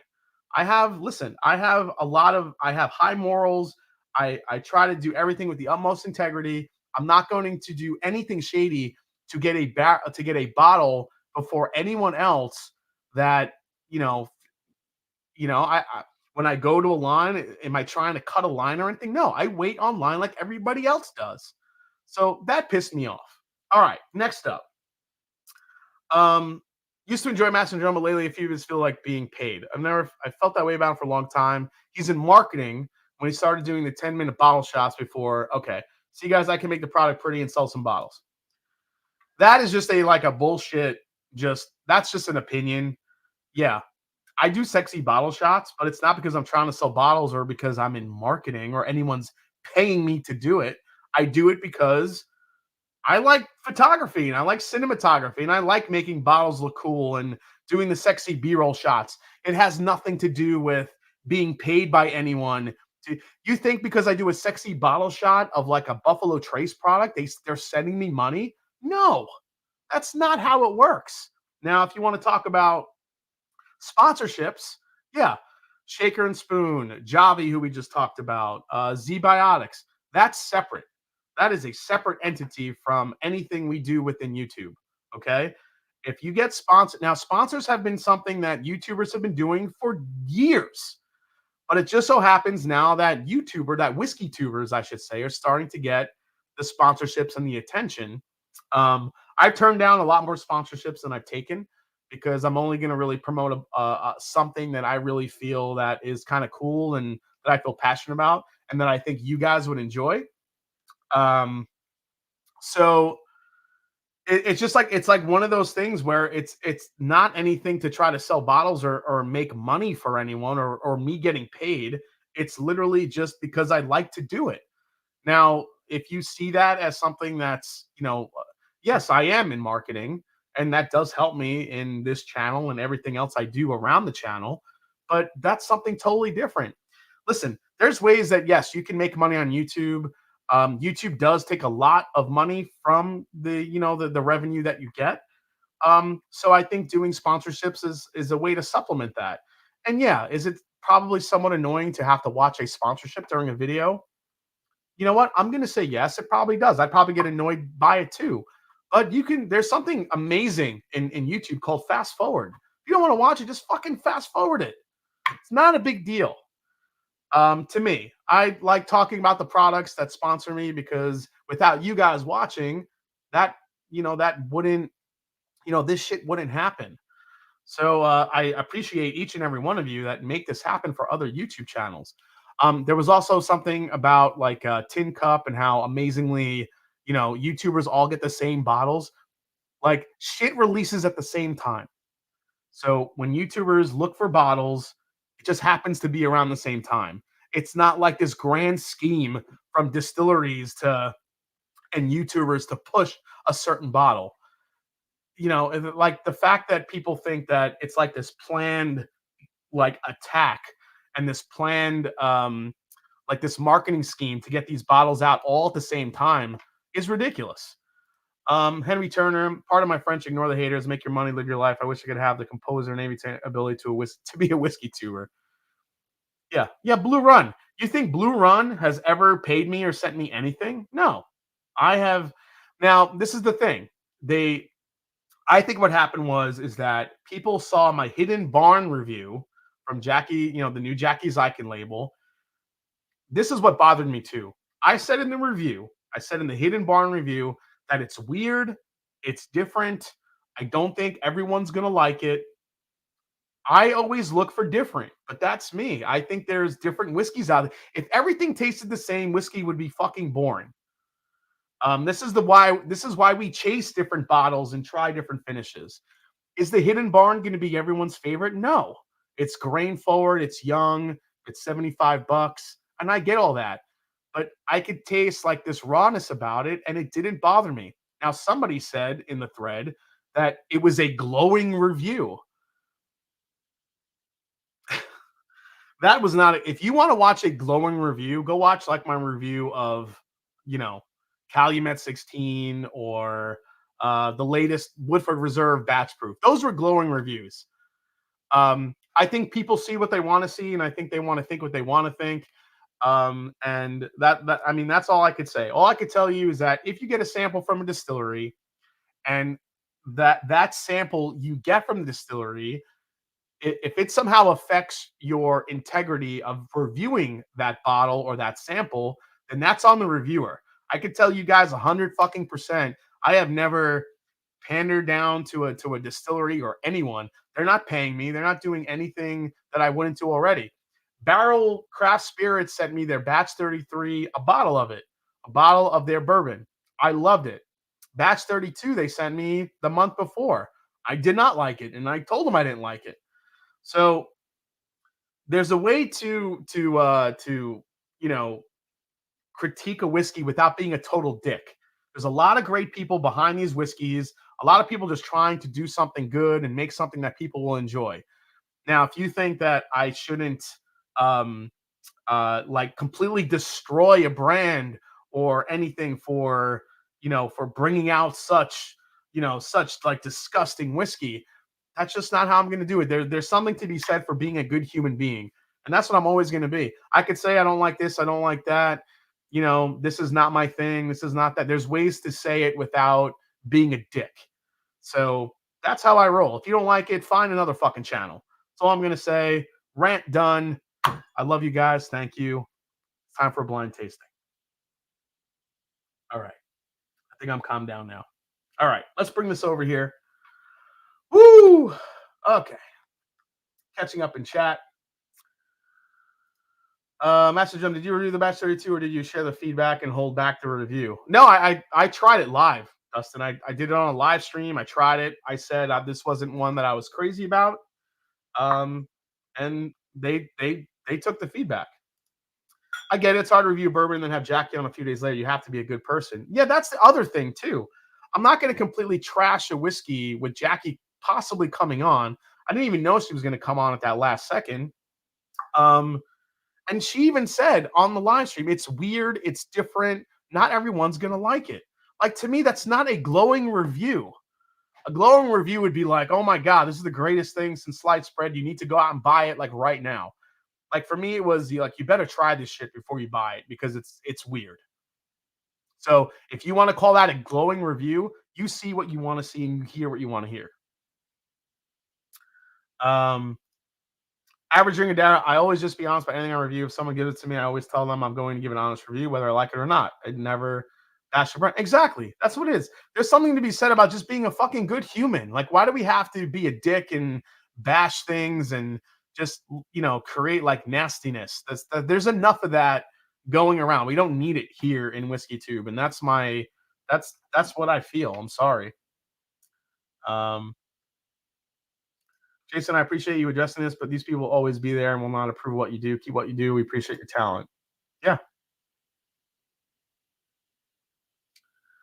This rant reminds me why I try to stay off social media. Whiskey Tube is a rare exception. It is. It's tough. Like, it's tough, guys. I mean, I don't like to really give these guys like more of an excuse for a platform, but there was just some things said in there that just really bothered me. That stuff normally doesn't. And, the Bourbon Junkies addressed it at first, and I appreciate them for doing it. But I just feel like I wasn't going to be able to do it in a video. I just needed to do it kind of live and get my feelings out. So, yeah. Good points and things that need to be talked about here. I understand the distrust if people start seeing trends because the eatery into it, but there's definitely no Whiskey Tube conspiracy. Yeah, I mean, Drums and Drams, I mean, I know Cam knows. I mean, he got some shit about the Hidden Barn too. But, Cam is kind of like me in that way where we kind of look a little bit for stuff that's different, whether it's good or bad. I think Hidden Barn provides that. And like I said, not everyone's going to like it. If you think it's shit, fucking don't buy it. That's all I'm going to say. So, yeah. Let's see. Haters can pound sand and drink vodka. Love what you do. Thanks for the great info. Yeah, and that's the other thing. What's funny is this means that they watch. And so, like, to me, it's fine. It is what it is. Okay, I mean, I've been paying Jason $5 at a time for him for badmouth licorice and ass. Troy, man, you win comment of the night. That was fucking brilliant. Yep. Yeah. Agree 100%. We trust your opinions, but that does not mean we will always agree with your. Yeah, exactly. You can disagree with what I'm saying or what I think of a review, but that's the beauty of Whiskey Tube. There's different palettes to look around and see what different people are getting. I am not the end all be all of whiskey. I love whiskey. I feel like I have a great palate, and I know what I like and I know what I don't like. And if your palate lines up with mine, then shit. We're gonna buy some whiskey, or we're gonna turn down some whiskey together. We're going to go on this journey together. And if you don't agree with me most of the time, go find another Whiskey Tuber you do agree with. That's the beauty of Whiskey Tube and choice. Just saying. So, yeah. I feel guilty watching a show sometimes. I feel like it should be pay-per-view. Shit. Your glowing reviews are reserved for the legends. Yeah, exactly. Yeah. Oh, yeah. How did I not bring up the King of Kentucky release?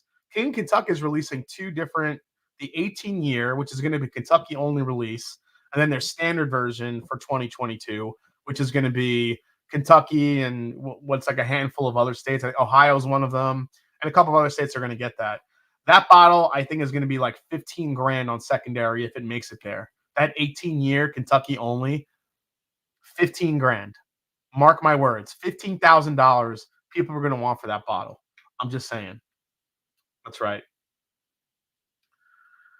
All right. So, blind tasting time. Let me cue the music here before we get into it. Let's see here. This one. Do this one.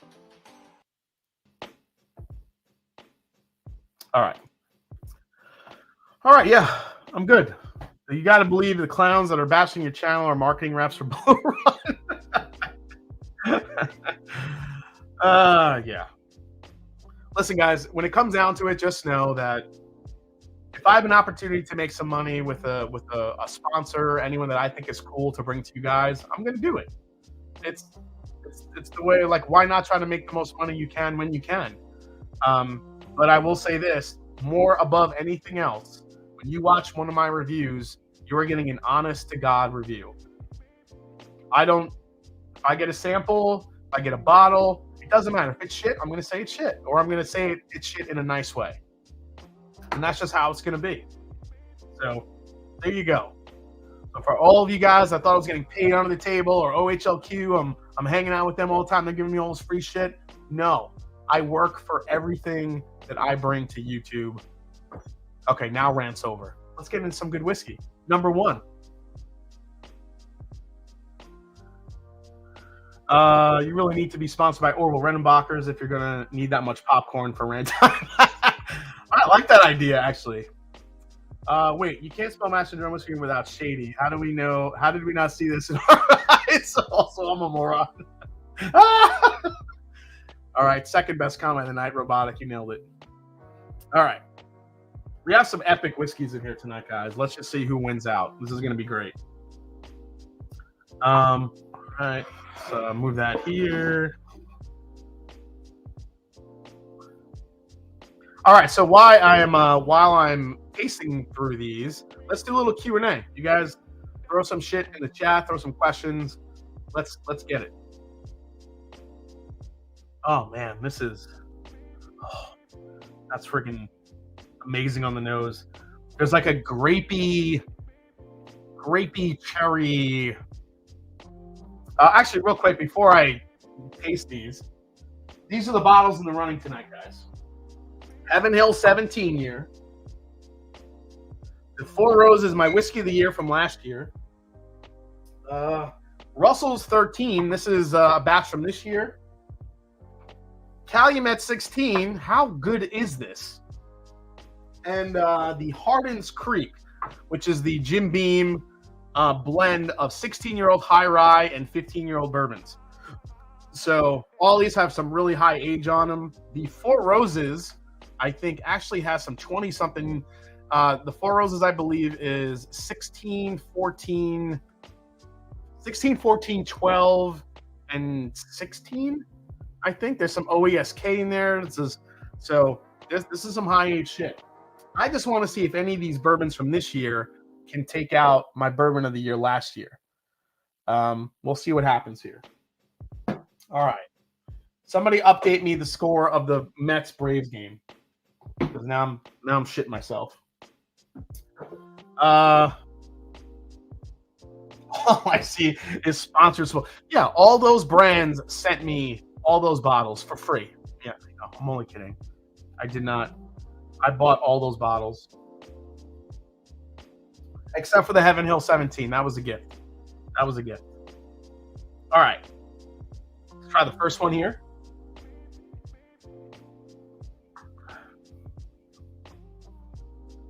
Ooh. That is spicy. It's rich. It's dark. Are you a Browns fan? If so, we know why you're pissed off tonight. I'm not a Browns fan. I'm actually, for those of you that don't know, I'm an Atlanta Falcon fan. Long story short, how that happened. Italian family, didn't watch American football. When I started watching football, Deion Sanders was my favorite player in the world. He was on the Falcons. I became a Falcon fan, and I'm still a Falcon fan to this day. As someone that helps you procure the occasional rare bottle or send my own, those guys obviously don't pay much attention. Appreciate all you do. Thanks, Todd. Yeah, Todd is a big helper of mine. He helps me get bottles. It's 42-17. Oh, who's winning? F the Mets. So I'm wondering if the Mets are still winning. Someone call the FBI. Jason has classified whiskeys in his basement. I love it. F the Mets. Mets 6-5, top of the ninth. Oh shit, it's still close. I am a Rangers fan. Huge Rangers fan. Love the Rangers. And are you ready for the House of Dragon on H1? I am ready, dude. I'm ready for the new Game of Thrones series. Damn, this is spicy. It's rich. That's good. All right, let's go to the next one. Oh, this is like This is like fresh, like this is like leather, like walking into a store that just sells like leather jackets and leather pants. I know some of you guys wear leather pants. Don't tell me, don't lie. This is clove, allspice. Shit, that's a deep, rich bourbon profile.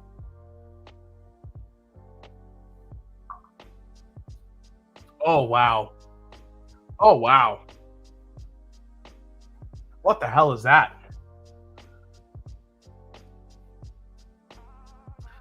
That is like sipping on angel share in a rick house. That's the exact way I can just describe it. Wow, that is. It reminds me of Stag a little bit, like George C. Stag, but there's no Stag in this blind. But it's got like that sweetness, that darkness, all that. JW, how do you learn to identify tasting notes? It's actually, it may sound stupid, but it's all about identifying with anything you're tasting, especially food. So if if you're eating, I don't know, apple pie, like try to taste the cinnamon, taste the apple, taste the sugar, all that stuff that's in there. Taste bourbons and try to like signify, like anything that you taste that you can get your brain to, coincide with what you're tasting. It's all about experience. I always tell everybody that, tasting bourbon, it's extremely subjective. Like, you guys trust my palate, but at the same time, your palate can be completely different. You can pick up different notes that I'm not getting. You can get different things that are completely off the beaten path, and that's fine. You're not wrong in it. It's whatever a bourbon reminds you of. But trying to really taste your food and anything that you put on your tongue, try to just make sure you memorize that. I think tasting kits really help. Nosing kits really help. Nose your bourbon. It makes some great kits as well. Just different scents and different, sensory things to adjust or get your brain used to. Really, really helps. Yeah, gabagool is a good meat to try. Get some gabagool. Jeb, yeah, you missed the rant, buddy. Dion and Bo Jackson, unreal athletes in their day and time. Totally agree with you. I think Bo Jackson was my second favorite athlete.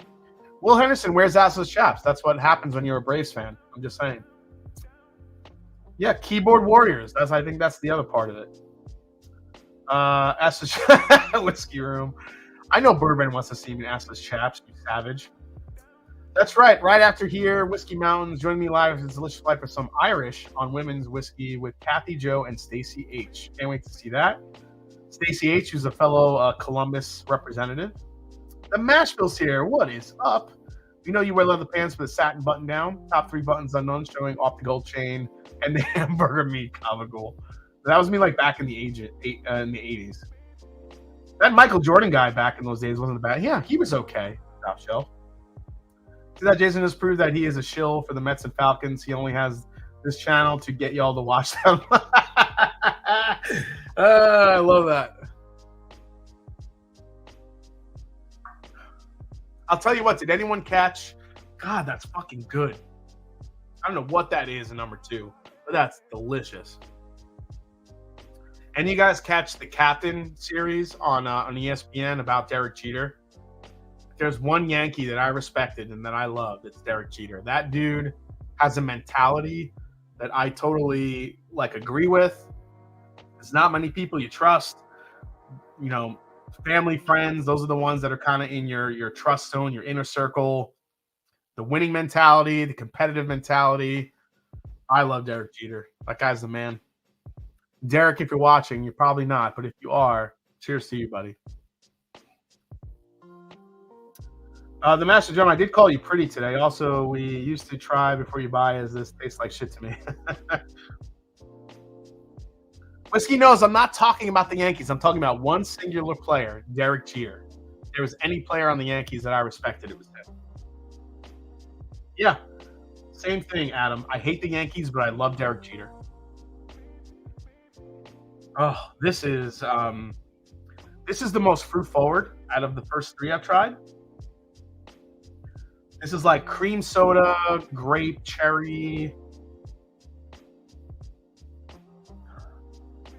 And a bunch of allspice in here. Getting a little bit of a coffee note, too. That shirt needed one. Where to get? Much love to Jason and all the whiskey tubers. This is, I think I said it's turkeytees.com. If that's wrong, go to Rarebird 101's website, Rarebird 101, and you can find this t-shirt in his shop. So that's where to go.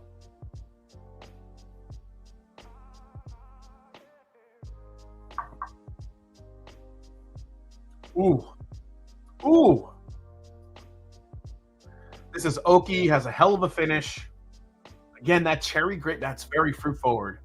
Much more fruit forward than the second one here, which I am absolutely loving. Oh, this is going to be interesting. All right, let's go to number 4.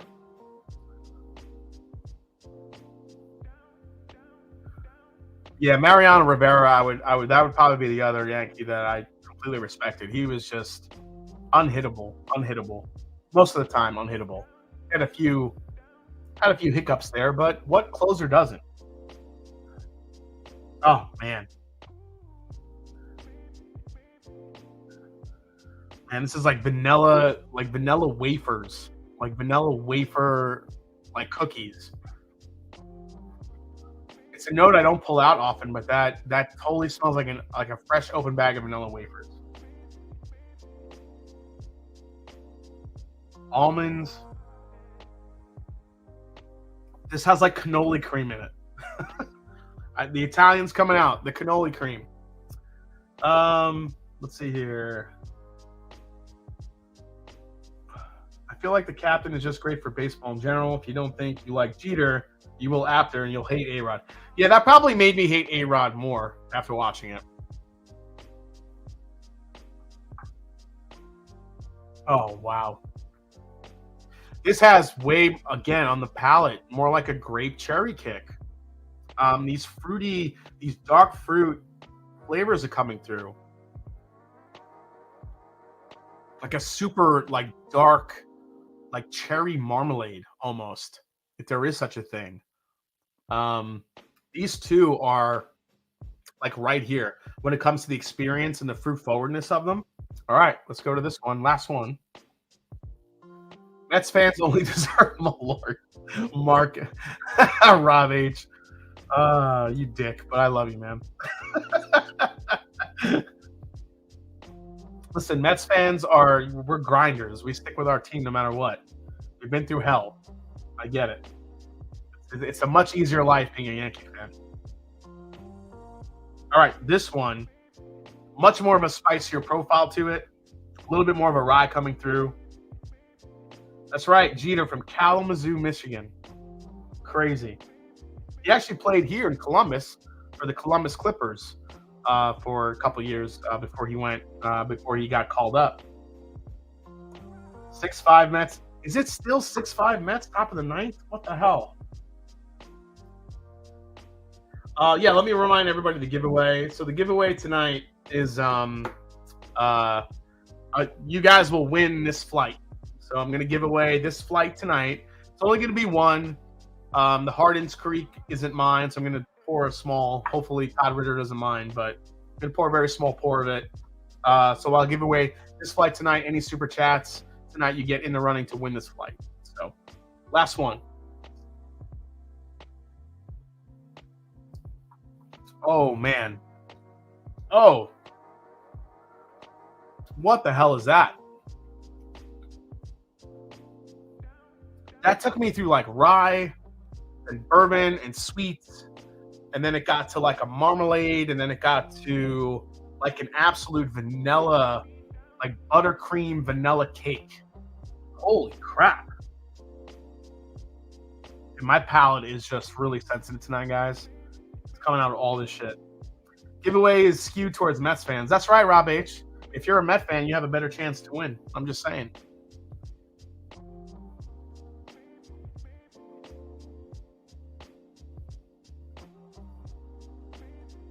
Could have gone to one of those last games at Old Yankee Stadium and went to see the Phillies instead. Rob D, you lose all your street cred right there. Even I would have went to one of the last games at Yankee Stadium to see that get closed out. Well, Henderson says, I'll take your flight even though you got paid for it. You sell out. You know what, Will Henderson? If you win the flight, I'm going to send you a Met shirt with it.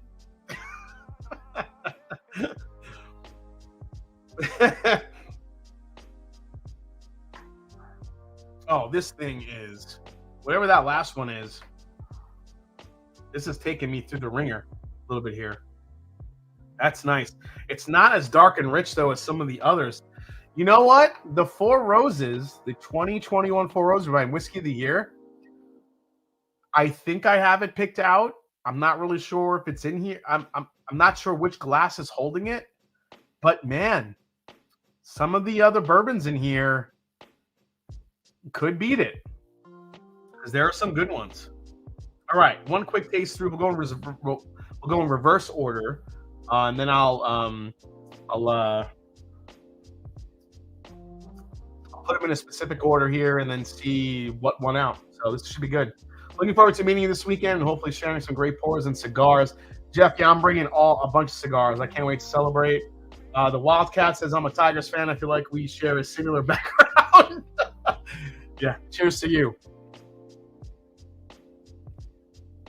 And to all the Reddit dickheads, false.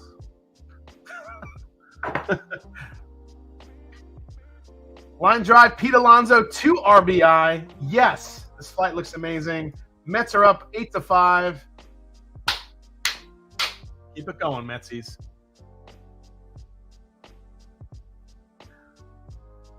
All right. Oh no, I said we're gonna go reverse order. Let me go back this way. Oh man, this one is really good. Anybody curious on how that Calumet 16 is gonna finish? Is it gonna be in the top? I don't know. I feel like that last one could be the Calumet. It's good. Shit. You take 3 sips and the full level looks the same. Talk to Matt Porter and ask him how he does the 0.5 ounces. The guy gets 2 sips for each glass he pours. Yeah, I take, so for me personally, that's a good question, actually, a good comment. I take very small sips because I feel like with a small sip, if a small sip can wow me, it can give me all the flavors and the nuances I'm looking for, then I have something. I have something special. So that's why I take very, very small sips.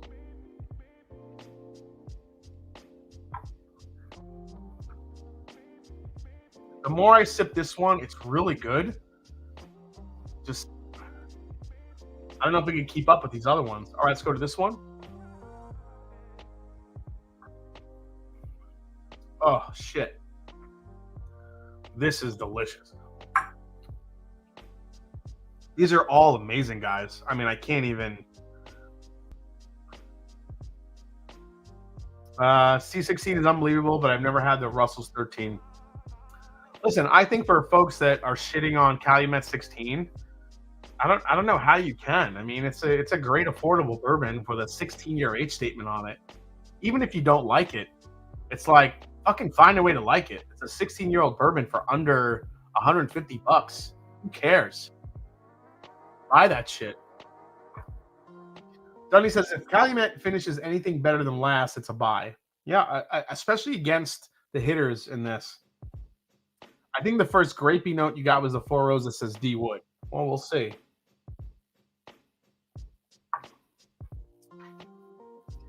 What cigar would you recommend for the batch 85? That's a really good question, Rebecca.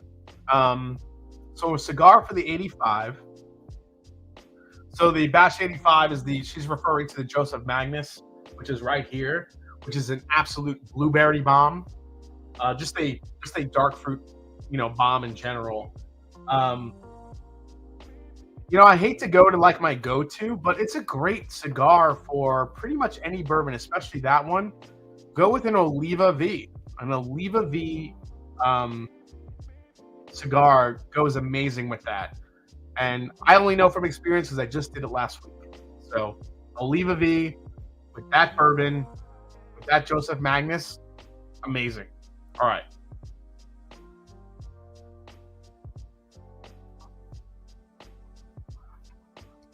Yeah, I'll bring these over.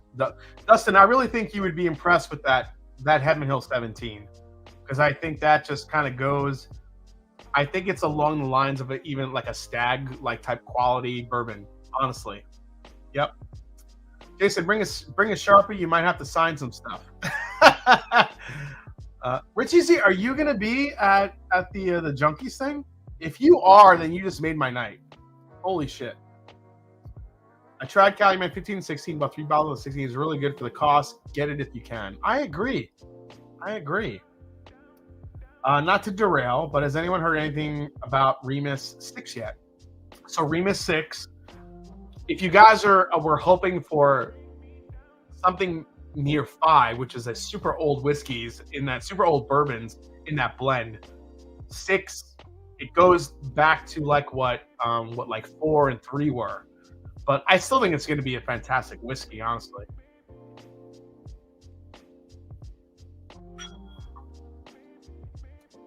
All right, let's see here. I'm checking. Oh shit! Holy crap! I got a lot of. Okay, New York Mets are up 9-5. They still have someone on second. There's only one out. Pete Alonso stole second base. That's a travesty. Fucking Braves let Pete Alonso steal a base. You ever see Pete Alonso run? That dude runs like this.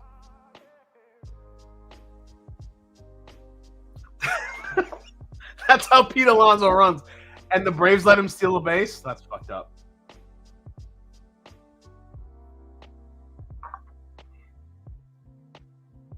This is very good. I think I might like 4 a little better. Yeah, 4 has the spice and the complexity that I want in a bourbon. All right, let's go to 2 here.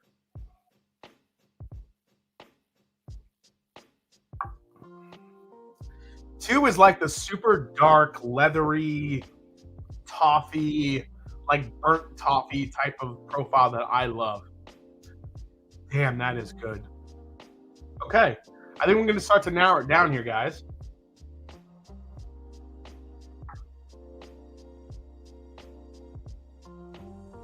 I think these are kind of like my top 3. 1 and 5 are very good, but these 3 here, 2, 3, and 4 are just lights out. All right, let's try to pick a winner here. I'll keep these on the kind of the bottom 2. It's really between these top 3 here. Yanks just tied it. Oh, the Yankees tied it. Okay, that's not bad. Let's let the Braves dominate them. I maxed my super chats, hopefully I win. Big Vic.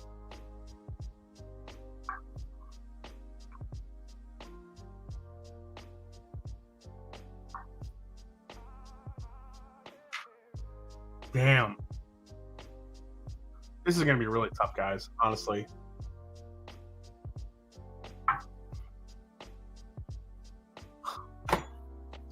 I think this is my favorite, whatever that is. I think that might be my favorite tonight.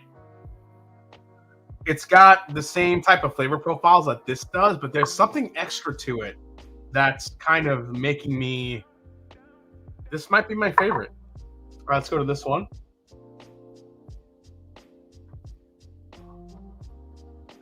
Let's see here. What kind of game are we playing? I'll have to watch a show with my better half. Cheers, everybody. Thanks, Rob D. Thanks for hanging out. Calumet 15. If you like cherry in your bourbon, then you'll love Calumet 15. Calumet 15 is an absolute cherry bomb. If you like cherry flavors in your bourbon, then Calumet 15 is a buy.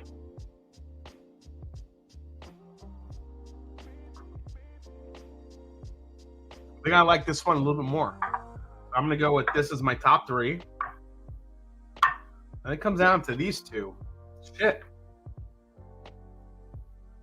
Yeah, 16 doesn't have the amount of cherry that 15 does. I think 16 is more driven by oak and leather,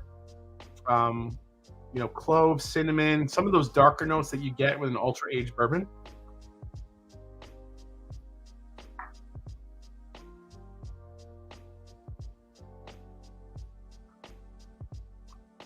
And which one do I like more? I don't know. I think this is my lineup right here, just like this. All right. Let's find out how this blind worked out, and then we're going to get to the giveaway of this flight. So, quick sip of the false. Yeah, I think have you done a benchmark video? Yeah, Short Bus Mafia. If you look at my channel, I did a benchmark full lineup review of everything, I think last year. I was pretty lucky to get some of the, I went to Indiana and bought, because Buffalo Trace sent me the bottles. Yeah, I'm only kidding. I went to Indiana and got all the benchmarks that were there first, and I did a full lineup review. My favorites were the bonded and the single barrel of the benchmarks. Full proof has gotten better. I think a lot of people like the full proof because of the high proof, obviously. But I think that the full proof comes off a little bit harsh at first. It takes a little time to it to kind of open up. But the single barrel and the bonded of the benchmark, I think, are delicious. Absolutely. HA17 number 1. Let's see. Jason, just put a sample of RR13 in the Four Roses on your porch. I'll pick it up tomorrow. Adam, just let me know when you want to come by. I'll give you whatever you want, honestly. Okay, let's find out what is in this lineup. This could have went a different way. We'll see here. Okay, so wait, I gotta pull up my my key here. Okay. I'm excited. All right, so letter C.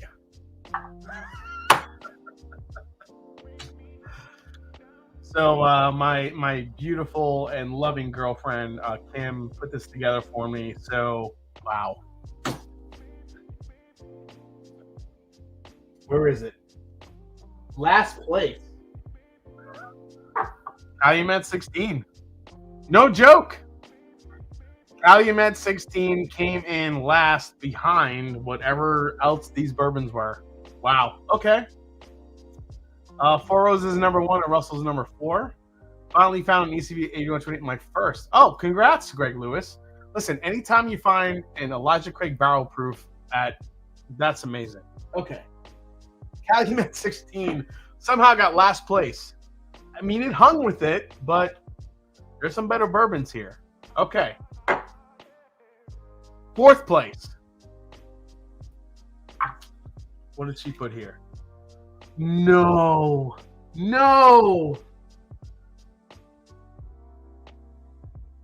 What? Okay.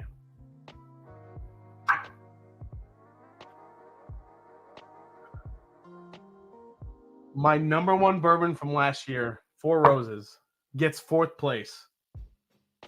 4th place. I'm fucking freaking out.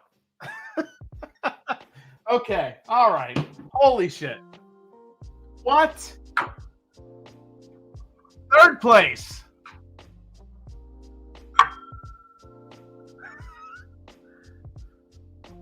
Oh my God. 3rd place goes to letter D, which is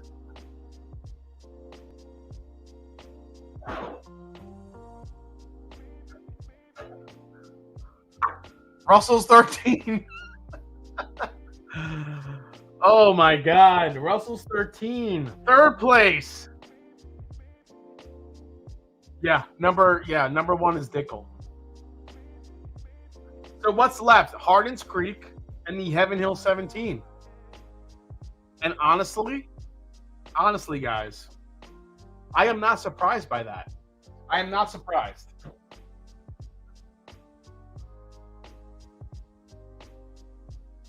Second place and then 1st place. Let's see what we got here. Are you shitting me?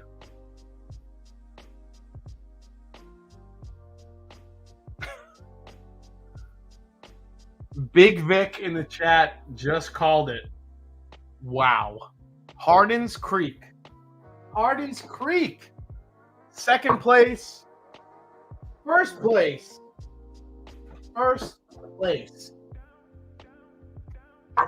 The Heaven Hill 17 year. I mean, this is truth, guys. This is what happened tonight. That Heaven Hill 17 year is fucking delicious.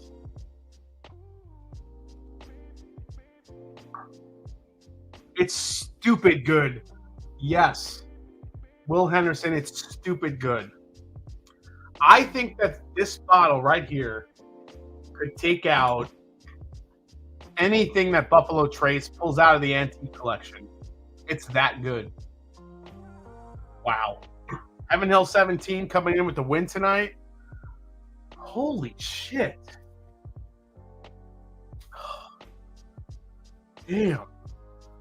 Third place is the Russells. What's the Russells here? And then the Hardin's Creek. I think the Hardin's Creek, honestly, was kind of one of the ones that, unfortunately, this is really limited. And I think people feel funny about paying $150 for a bourbon that used to be, you know, when those Knob Creek 15-year-old, 14-year, 15-year picks were out there for $60.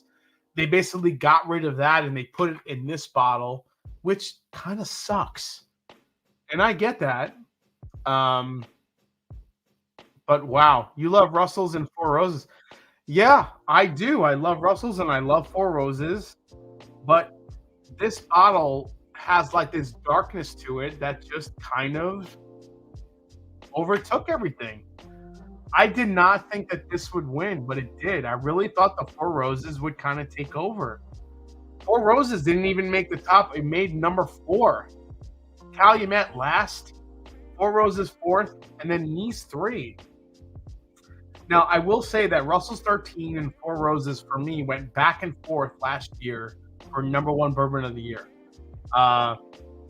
So, I mean, that's kind of an outlier. I think this is kind of interchangeable with Four Roses for me. But I think these two being on top is kind of an eye-opener. I think this is way better than I anticipated. And this winning this flight is Heaven Hill. I will tell you this. Heaven Hill brought this out because they wanted to give a middle finger to Buffalo Trace. I think that they brought this out because they were like, you know what, Buffalo Trace? We can bring out just as old and just as delicious whiskeys and bourbons that you bring out without all the hype and all the pomp and circumstance. I think this Heaven Hill 17 is a big middle finger to Buffalo Trace. Whether Heaven Hill did that on purpose or not, I think that's what it is. I think this could overtake a lot of the stags, the George C. stags that have come out. This is ridiculously good. So, unfortunately, as limited as it is and as hard to find as it is, this Heaven Hill 17 is in the running for Bourbon of the Year. It really is. It's that good. Shit. Heck of a bourbon lineup. Let's fucking go Mets. Found an HAB, but haven't seen the 17. Fred M was not loving it. Just goes to show you, Jason is. You know what though? Fred Minnick has admitted that he doesn't like a lot of oak influence. I don't mind oak. I like oak. I like oak as long as it's sweet oak and not bitter oak. And I think that's what Heaven Hill 17 brings. Honestly. Oh my God. It's so good. I don't know how Fred Minnick does not like that bourbon. It's ridiculously delicious. Now that's a hell of a flight. Cheers, brothers, to the Bourbon Judge. Bourbon Judge, do you want to come on my live stream next week? Let's collab next week. Bourbon Judge, if you're available Wednesday night, 9 p.m., I'm going to send you a flight. Let's do something together, Bourbon Judge, next week, Wednesday. Yeah, I mean, I can't. Or one of the B-Tac. Jason and Fred have different palates for sure. I think I align more with Jason and Fred. I definitely have a different palate than Fred Minnick. I think over the course of the last few years, I have figured that out. Fred likes a very he doesn't like over oak. He doesn't like oaky type profiles. I like the darker it gets without getting overly bitter is what I enjoy. And I think that's what that Heaven Hill 17 year does. So let's do this. I have a fresh glass here. Okay. Let's do this. I have a stag. I'm going to put this right up against stag. So E. Shit, I lost the thing here. Which one was E? E. Okay, E. All right. Let's go to a stag. Let's put it fucking head to head. Why not? Let's do this shit. All right.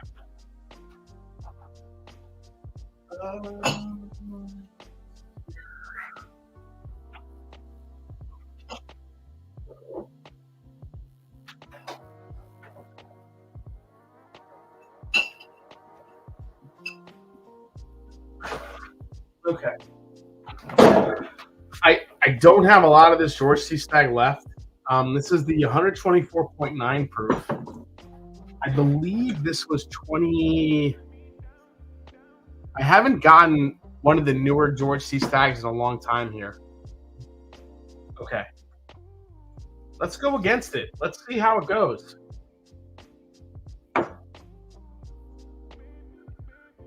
Don't fall. Yeah. Thankfully, I did not fall.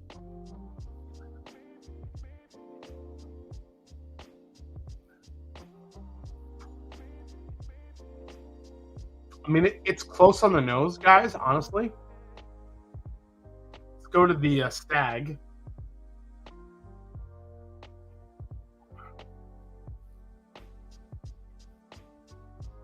You know what? In true Buffalo Trace form, the Stag Junior, I'm sorry, not Stag Junior, the George C. Stag is definitely sweeter than what you're getting on the Heaven Hill 17.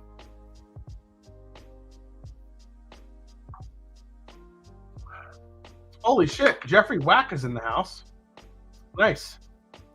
Will Henderson says 9-7. Oh, man, that's a crazy game. You definitely have a different palate than Fred Minnick, especially when it comes to whiskey and it's very true. This Heaven Hill 17, I think, goes right up against the Buffalo Trace George C. Stag.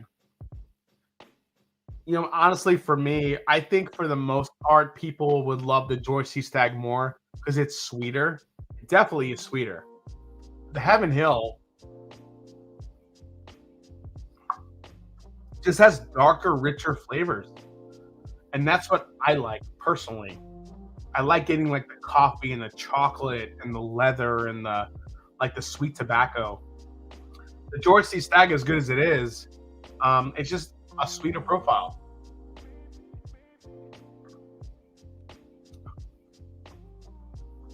It's so freaking close, guys. It really is. But I think, for me personally, at least for this George C. Stag, there obviously are a lot of batches. This Heaven Hill 17 was really kind of a one-off. I like the HH. I like the Heaven Hill 17 over that George C. Stag right now. Just, it is what it is. But Will Henderson, this is a perfect comment. The HA17 is C16 turned up. I totally agree.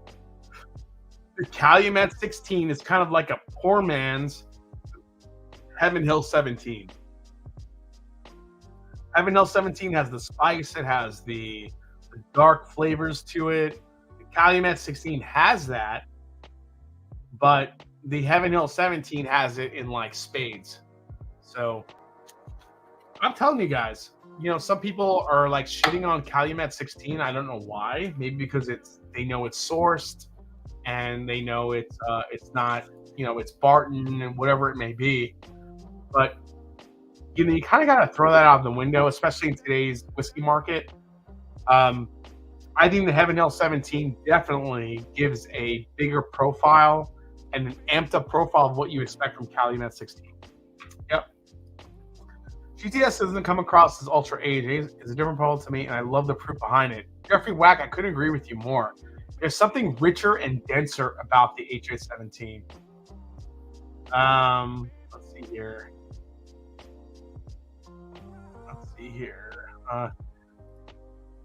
Bubble Bath Bourbon says, dude, when I tried the Calumet 16, all those dusties, I was like, this can hang. Yeah, the Calumet 16 can hang. I still think the Calumet 16 will be in my top 3 this year of bourbon so far, unless I taste something outlandish. But this Heaven Hill 17 is definitely going to be up there for me as well. Amazing flight tonight. Whiskey Nose in the chat. How many folks do we have? Let me know 1 through whatever number it is to win this flight tonight, because I think it'll be an interesting flight for most folks. And I will tell you, whoever wins this flight, I want a email or a you have to do it blind. You have to do it blind. You have to let me know who won for you, whoever wins this this lineup. So, all right. What do we got? 122 super chats. All right. So I'm gonna, you know what? I'm gonna do the Google thing. Let's see here.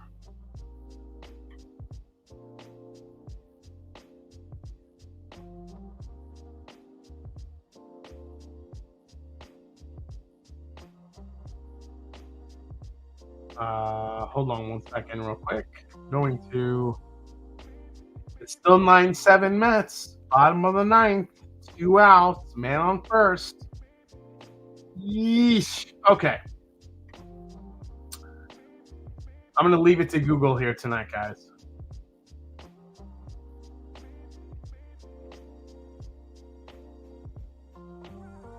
Pick a number between 1 and 122.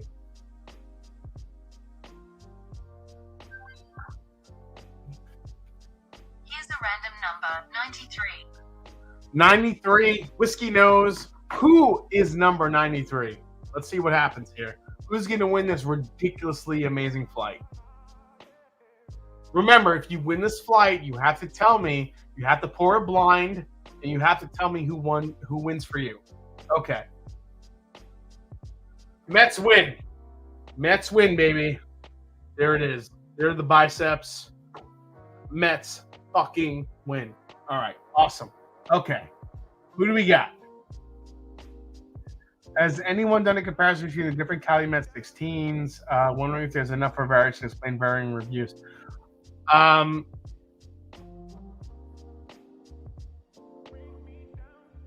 think there is a variation between some of the batches for sure. Lucas Oppeneer. If you're still here, if you're still in the chat, congratulations. You just won an epic freaking flight. And you know what? I'm going to throw that. I'm going to throw this in the mix for you too. I'm going to throw this for you in the mix too. This Mayor Pingree 13-year, because it's ridiculously amazing. It's a Detroit whiskey. It's sourced from MGP, but I'm going to throw that in the mix for you too, just to see what happens. Oh shit, he's here. I'm here, bruh. Lucas, congratulations. Email me at themashanddrum@gmail.com and I will get you this flight and you're going to freaking love it. Congrats. Whiskey Nose always spells shit wrong. All right. Before we get offline here, in the chat, there's still 320 people in the chat. Give me a random head-to-head. What do you want me to put head-to-head right now? I like doing these random head-to-heads. Just think of something. Heaven Hill 17 versus something. 2 cheap bourbons. Just give me a head-to-head, and I'll do it right now live. Let me know. I have 2 fresh glasses. Let me know what you got. I will just wait. I will just wait for this. This is amazing. Tonight has been amazing. I got a lot of stuff off my chest. I got to try some amazing bourbons. This is freaking ridiculous. All right. Stag Junior versus Benchmark Foolproof. That's kind of a cool idea. I don't have any Knob Creek 15 left. I got rid of that shit. I fucking hated it. ECBP 122 versus C921. Okay. Stag Junior 15 versus Barrel Boss 20. I don't have 27, unfortunately. Maker's Mark 46 cast rank versus Four Roses single barrel. What? Okay, that's interesting. HA 17 versus Old Forester 17. Wilderness Trail 8 year. I don't have the Wilderness Trail 8 year quite yet, Dustin, unfortunately.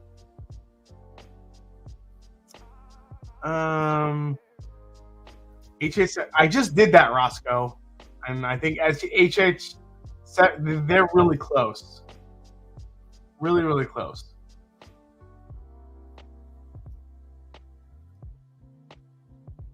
Okay, that's kind of a cool one. Willett Purple Top versus Michter's 10-year rye. That's a bourbon versus a rye, though.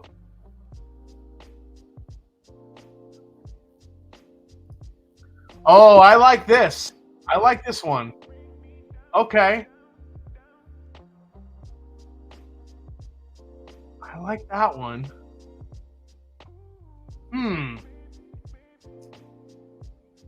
But I think I have to... Shit. I would have to open a brand new bottle of the 17. M&J Houdini versus the old... You know what, Jeff? I like that. I'm going to go for it. Okay. M&J Houdini. Which I said I thought was kind of an old Carter-ish batch versus old Carter batch, Urban Batch 5. It happens to be right here. Let's do this shit. I haven't done this blind yet, and this is going to be pretty interesting. Okay. So when I open this this Mash and Drum, this is the Mash and Journey Houdini Natural Barrel Company pick. 6-year-old bourbon. I thought that it had Old Carter characteristics from the Batch 5. So I'm going to do it head to head. Let's see. Let's see if I like the Houdini pick over this Old Carter. And I definitely take responsibility for making the Old Carter Batch 5 kind of a unicorn. Totally do. I'm sorry if any of you were trying to get it and I fucked it up for you. So let's see.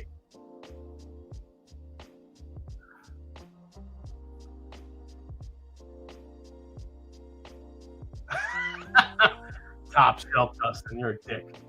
I love you, though, man. All right. So on the nose. Old Carter Batch 5. A lot more of like that corn sweetness. The Houdini 6. The Houdini, I should say, 6-year bourbon. A little bit more of that sweetness, but with a dark fruit note. So I'm actually going to give the nose to the Houdini. Let's try them. Real quick, Lucas, send me a message on themashanddrum@gmail.com and I'll get your flight. Holy crap, I forgot how good that was. Oh my God.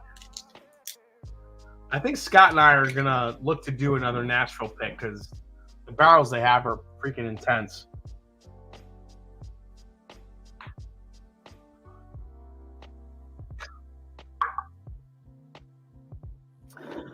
Wow, I didn't realize how low my Old Carter Batch 5 was.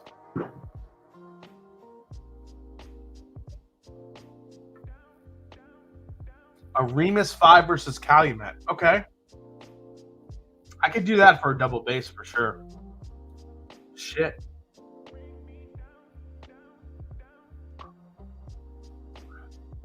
I'll throw a natural barrel for Lucas as well, for sure. Lucas, if you haven't tried the natural barrel pick that we did, the Houdini, I'll throw that in the flight for you, for sure. Just remind me in the email.